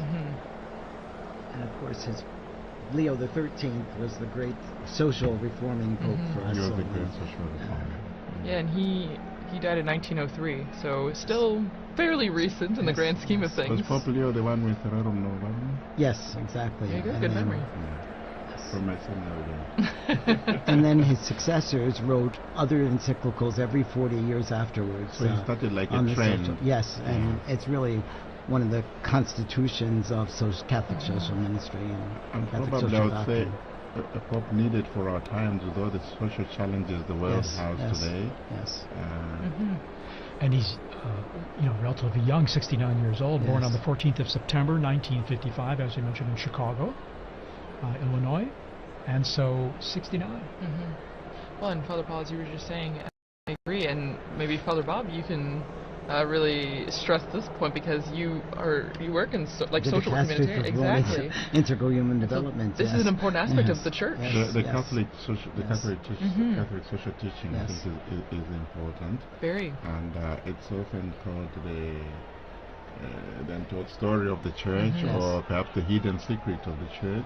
And it has so much, and there's a lot of development. And was one of the needs discussed by the cardinals during their congregations Exactly. this last week too. So. Exactly. Oh, there we see There's the an American flag. There's on the the US tape. flag there. People are thrilled about this. Yeah, you know, and And there's quite a number of American students. I mean, Oh, yes. Dr. O'Donnell was here, and he was going to be in the square with his American students. So you can imagine them What a Oh, cheering. treat. yes. It'll be a treat for them, indeed. Yes. I can imagine the scene. The house I live behind is the Basilica of St. Augustine, where we have also the tomb of St. Monica. Yes. So that's a Beautiful great day church. for all the Augustinians. Yeah, very special day. Indeed, he. Looking at his biography in going back to more recent history, 1999, he was elected the provincial prior of the Mother of Good Counsel province in Chicago of the Augustinians, and the after 2.5 ordinary general chapter elected him prior general of the order of the OSAs. Ministry again entrusted to him in 2007 at their ordinary general chapter. And reading here, in October 2013, he returned to his province of Chicago to serve as teacher of the professed and provincial. He served as, and then you would see his roles there. In 3rd of November 2014, when Pope Francis appointed him apostolic minister of the Diocese of Chiclayo in Peru, where he served many years, and he was made a bishop there, and he served there for many years. And then in March 2018, he became second vice president of the Peruvian Episcopal Conference, so working as a missionary there, missionary bishop as well in Peru.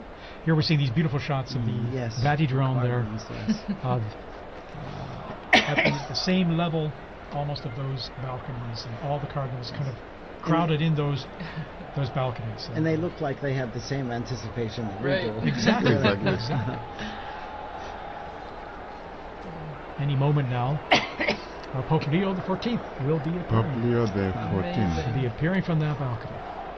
Well, Pope and Leo the 14th. looking again at his predecessor, well, the person he took the name from before, Leo the 13th, he actually, Pope Leo the 13th had the third longest papacy, well, verified papacy that we know of, behind Peter, the apostle, and then John Paul II. So one from way back in church history and one from our very recent history. Long And live the Pope. Exactly.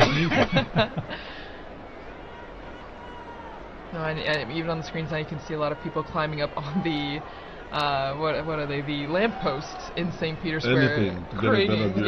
yes, just trying to get a good view of the new Pope.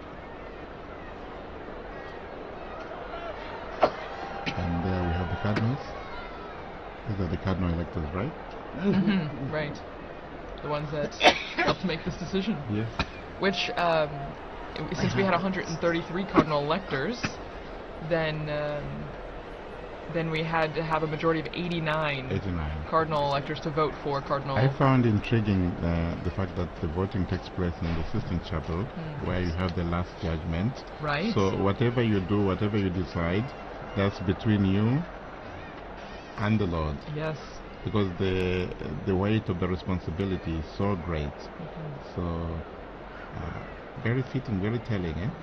Well, and before you came in, Father Paul, Dr. Liz Lev was talking about the Pauline Chapel, and that's where the new Pope now, Pope Leo the 14th, when he will walk down this hallway in the chapel, and at the end of the chapel is an image of Peter crucified upside down, but the artist turned his head so that when the new Pope is walking down the hallway,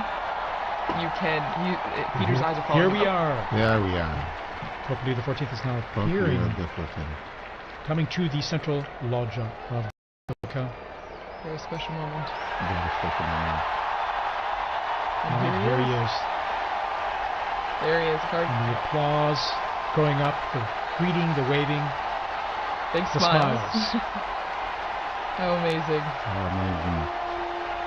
And Dr. Elizabeth was also talking about the symbolism of the red that he's wearing. You know, it is a sacrificial role, and that is the symbol of the cloth that he's wearing right now. And we see this beautiful close-up view from the side there, at the same level as the loggia. Pope Leo XIV. Pope Leo XIV. Amazing. Smiling. Smiling And Pope, you can see who wouldn't be taken by the moment. And I think going overcome through with his emotion. mind, you know, the weight of this responsibility. Oh yeah. On his face. You can see it on his Absolutely. face. Amazing. After this, he'll never be the same person. No. And we're hearing the bands below, the mutual salute of the anthems, the hymns, of the Vatican hymn and the Italian national anthem, as we do traditionally with the Easter and Christmas, as we've mentioned. And after this, now Pope Leo XIV, he will give a greeting and his first apostolic blessing, the Urbi et Orbi, to the city and to the whole world.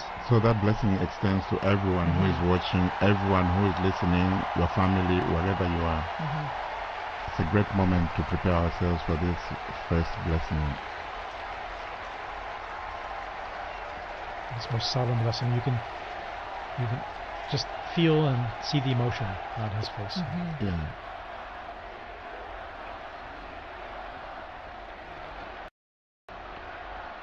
And the crowds there gathered in St. Peter's Square, still arriving, we're being told, from the avenues surrounding the Vatican there, the streets and the...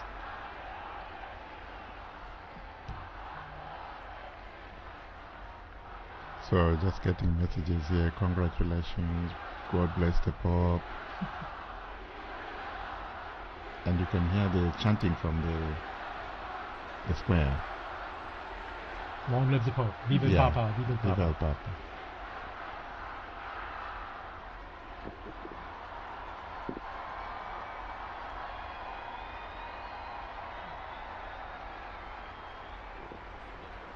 And we're all silent now, awaiting his first words.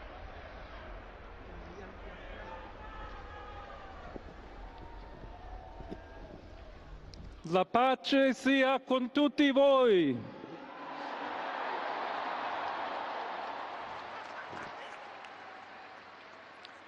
Fratelli, sorelle carissimi, questo è il primo saluto del Cristo risorto, il buon pastore che ha dato la vita per il gregge di Dio.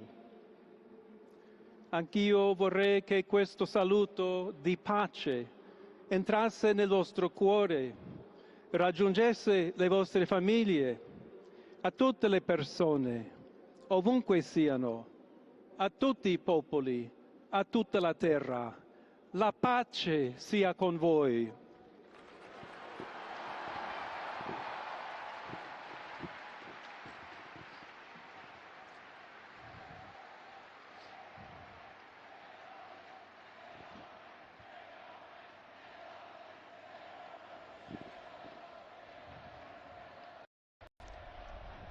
We're just hearing the first words of Pope Leo XIV. As he continues, we'll provide a summary here in just a moment as we listen to his words. He's asked everyone to, brothers, Questa è la pace di Cristo risorto. this is the peace Una of the risen pace Christ, disarmata e una pace disarmante. a peace that is umile e disarming and perseverante. humble and persevering. Proviene da Dio. It comes from Dio God, che ci ama a tutti. God who loves all of us, Incondizionatamente. without any limits and conditions. Ancora conserviamo nei nostri orecchi And quella voce debole ma we sempre still have coraggiosa the sound di in our Papa ears of that, Francesco the weak che voice of Pope benediva Francis, Roma. who is blessing Rome here. We have that fresh in our minds, in our hearts, in our ears, hearing his voice, Il Papa che benediva the Roma Pope who was blessing dava la Rome sua benedizione al mondo, and al giving his mondo blessing intero to the world quella mattina del giorno di on that Pasqua. morning, on that day of Easter Sunday. Consentitemi di dar seguito a quella stessa Allow me benedizione. to continue Dio that ci same vuole blessing. bene. Dio vi ama tutti. God loves everyone. e il male non prevarrà. Evil will not Siamo prevail. tutti nelle mani We di are all Dio. in the hands of God. Pertanto, senza paura, So without fear, uniti, united, mano nella mano con Dio hand in e hand, tra di noi, with God and among ourselves, andiamo avanti. we go forward. Siamo discepoli di We are Cristo. disciples of Christ. Cristo ci precede. Christ goes before us. Il mondo ha bisogno della sua luce. The world needs his light. L'umanità necessita di Lui come Humanity il ponte needs per him. essere raggiunta da Dio e dal suo amore. But as the bridge between God and his love. Aiutateci anche voi, poi gli uni gli altri, a costruire i ponti May we all con il build dialogo, bridges con with l'incontro, dialogue and encounter, unendoci tutti per essere un solo so that we can popolo, all be sempre in pace. one people, all in peace. Grazie a Papa Francesco. Thank you, Pope Francis, for all you've done. We're hearing the first words here of Pope Leo XIV, just elected Pope. Voglio ringraziare anche tutti i confratelli I'd like cardinali to also che thank my brother hanno cardinals scelto me who chose per essere me to successore di be the Pietro successor of e Peter camminare insieme a voi and to come Chiesa walk along unita, with you, cercando sempre la pace, la giustizia, searching all together for cercando peace and sempre justice, lavorare come uomini and working e donne together, fedeli a Gesù men and women Cristo, faithful to senza Christ, paura, without fear, per proclamare to il Vangelo, proclaim the per gospel, essere missionari. to be missionaries.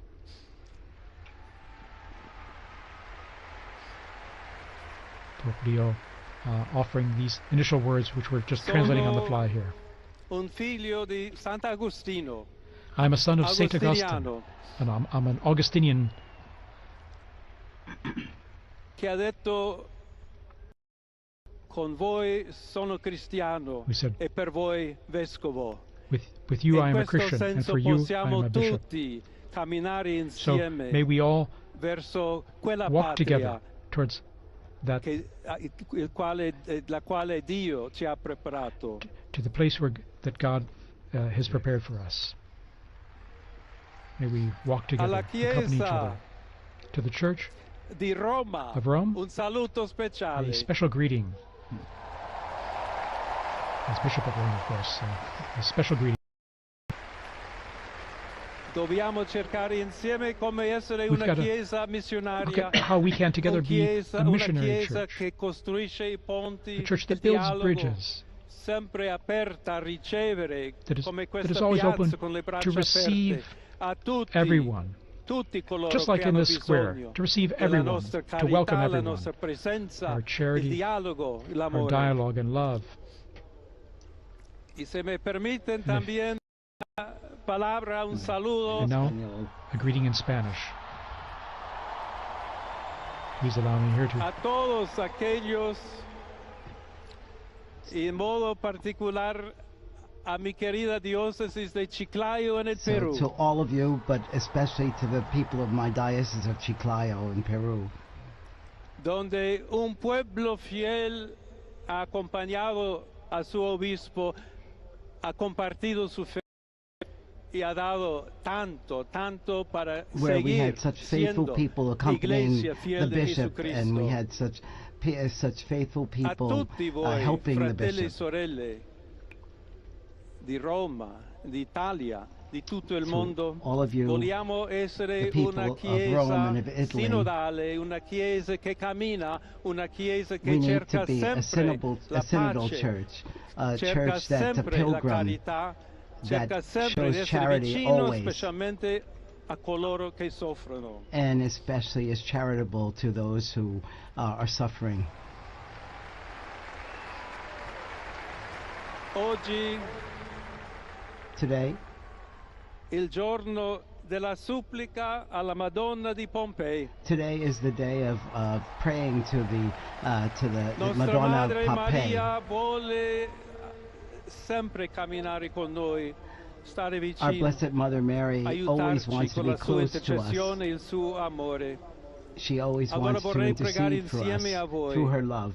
Preghiamo insieme So per questa nuova missione, let us pray together però for per this new tutta la mission, Chiesa, for per la all of the pace nel church, mondo. for peace E in the chiediamo world, questa grazia speciale that she will di help Maria, us nostra give us a madre. special grace, our mother. Ave Maria, piena di grazia, Hail Mary, il full of Signore è grace, con the Lord te. is with you. Tu sei benedetta fra le You are donne, blessed among e women, benedetto è il frutto del and tuo blessed is seno, the fruit Gesù. of your womb, Jesus. Santa Maria, Holy Madre Mary, di Dio, Mother of God, prega per noi pray peccatori, for us sinners, adesso e nell'ora now della and at the nostra end hour of our morte. death. Amen. Amen. Pope Leo XIV there. Pope Leo XIV, very interesting. A few themes coming out already there from his first piece, talking about peace. Indeed, saying a greeting of peace. May my greeting of peace enter into your hearts and reach your families. All people, wherever you are, all peoples of the entire planet. May peace be with you. God's peace be with you, he said. And here we see him in his, after having given that opening and beautiful words. Continuing to all. also the message of Pope Francis, where he even said in Spanish and Italian, tutti, tutti, Il tutti, Santo todos. Padre Leone, a tutti i fedeli presenti And so And the Holy e a Father Pope quelli che Leo, and ricevono to la all people benedizione in a the mezzo square della and all radio, della receiving televisione e or delle hearing this altre tecnologie through di new technology, comunicazione, online, everywhere. concede l'indulgenza Offers plenaria his, nella forma the stabilita plenary dalla indulgence Chiesa. and the formula established by the Preghiamo Church. Dio We pray Onnipotente to Almighty God perché conservi a that lungo il he Papa a may guida della keep the Pope Chiesa e conceda and pace e protect him unità alla Chiesa and in guide the tutto il Church mondo. and the entire world. Now he'll give this most solemn blessing to the entire world, to all of you joining us. to everyone. So we now prepare ourselves to receive this solemn blessing wherever we are, at home, in your car, at work, wherever you are.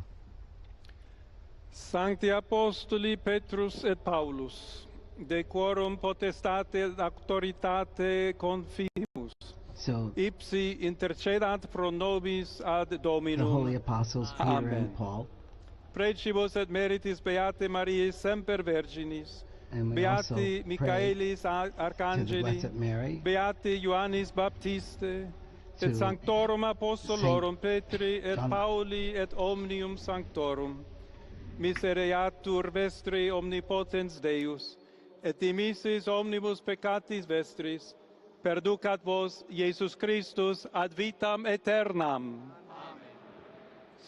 Indulgentem, absolutionem et remissionem omnium peccatorum vestrorum, spatium vere et fructuose penitentiae, cor semper penitens, et emendationem vitae, gratiam et consolationem Sancti Spiritus, et finalem perseverantiam in bonis operibus tribuat vobis omnipotens et misericors Dominus. Amen. Et benedictio Dei omnipotentis, Patris et Filii et Spiritus Sancti descendat super vos et maniat semper.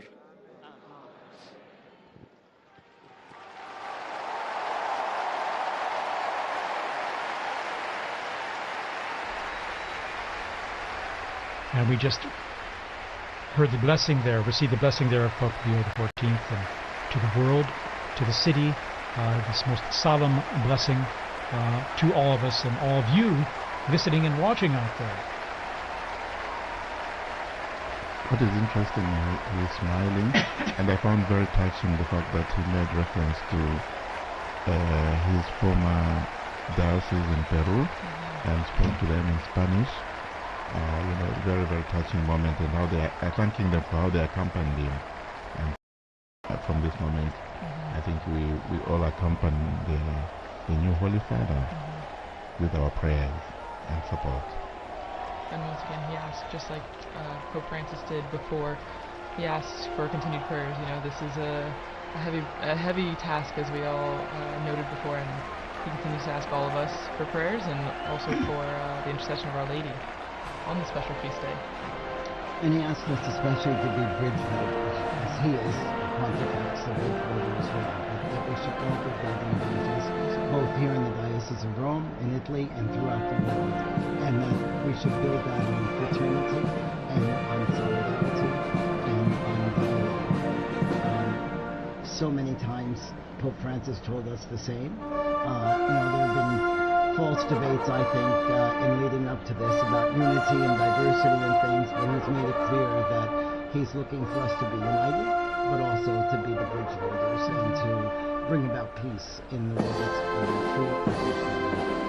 We're seeing this stunning footage, or this video of Vati drone there going close to the balcony and seeing, I think for the first time, unique images like this up close. The new Pope. There's about 100,000 people we're getting in the square right now who are seeing Pope Leo the 14th for the first time. Here's Sistine Chapel from the border of Texas and Mexico that Pope Francis, she spoke to him when he was there. It's amazing, all the people who are appearing in the square now, and the connections they had present and past. Again, quite a novelty, an American Pope, and here he is waving, and again, once again, you can see the emotion and sense of responsibility, the weight of the office. Well, this is a beautiful view, seeing from inside the loggia, looking out, what he would see as he waves to the crowds. It's a very interesting place there. I don't know if you remember, we used to do the commentaries from that place. Indeed, commentary positions behind, off to the side of that big hall of blessings, and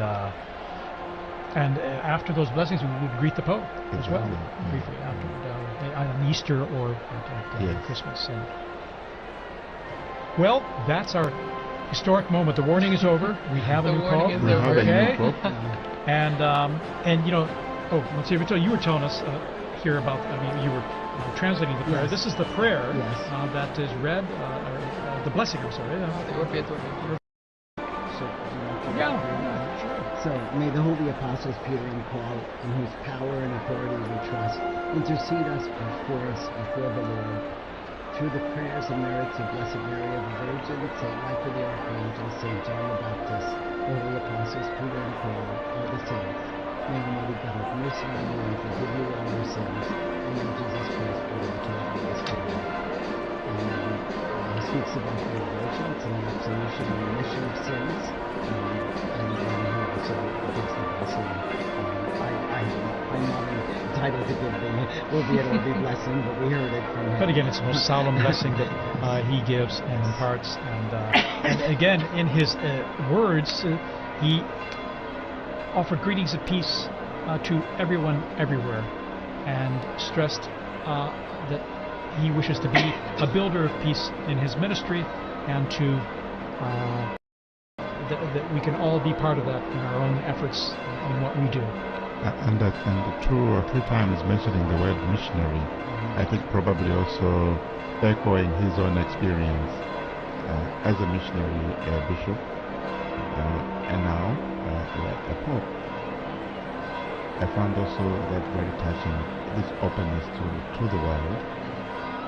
He's someone who is coming from the outside. He has been in the Korea, and now, so he has both worlds. And this is very interesting and quite assuring, I think, for the church. Well, and he comes from the Americas, so while he is an American by birth, being born in Chicago, he has connections to Peru, and so I think it's a beautiful continuity, between the two, the Americas right there. And as we see on the Vati drone, we're getting a good image of the apostles lined up on St. Peter's, the facade there, and you still see the massive crowds that have gathered, over at least 100,000 people, both in the right there and beyond, past the Conciliazione and our office even. Indeed. And then again, that embrace of the 2 colonnades is just unique. It has a warm feeling to it of welcoming and embracing those present there in the crowds. Now we're going to try and go back down on to the square there to our own Joseph Tulla, our roving journalist, our roving reporter. We're trying to connect with him. Again, it happens that the cell coverage there gets pretty saturated, even if it's pretty extensive. So we're waiting to link up with him to get some direct feedback from him. But while we wait for that, as you were just mentioning, TJ, about the arms of the colonnade, and that ties in perfectly with what Pope Leo XIV was talking about also in his Urbi et Orbi, the blessing and the greeting, where he speaks about we need to be welcoming to all people, tutti tutti tutti, todos todos todos, and so it continues. I mean, you get that welcoming embrace from the square, but then also from our new Pope, which is a continuity also from the late Pope Francis, who initiated that, with his famous line, todos, todos, todos. Exactly. Everyone is welcome. It was interesting that he said, for you, I'm a bishop. With you, I'm a Christian. Yes. That was really beautiful. A quotation from St. Augustine, I think, yeah? Well, and it's true. It's a nice... it's a good way to identify himself, that we're all Christians, but he's also a shepherd when he was a bishop, but then now as the Bishop of Rome and the head of the Catholic Church. Again, embracing everyone, inviting everyone, basically underscoring the unity that brings us together, both Christians, non-Christians, everyone. And it means, TJ, we are going to see that unity you are talking about in the synodality. He did refer to synodality as well. He did. And that word meaning talking to, hearing everyone's opinion and dialoguing together, listening to one another. That's what, in a sense, the basics of synodality in terms of listening to one another and seeing where we can talk about things and come to understand one another and where we're coming from and maybe the best way to go forward together. And we're going to be on, just to let you all know, we're going to be on the air here for a little while longer, at least another, probably about an hour here, to provide more updates on what's happening and trying and to connect to St. Peter's Square there with our own Joseph Tulloch. We're trying to get through there, and once we get through, we're going to chat with them and get some a sense of what it's like out there. I mean, the crowds are still there, although the square is slowly starting to empty now, and we're seeing the bands there that just performed leaving. And again, an incredible moment. It's amazing to have a pope from North America, United States, but one who's also lived and worked internationally, as we mentioned, Peru, and then here at the Vatican. In fact, his Italian is very fluent. We're going to take a little break here, a little musical interval, and we're going to come back just shortly here. So stay tuned.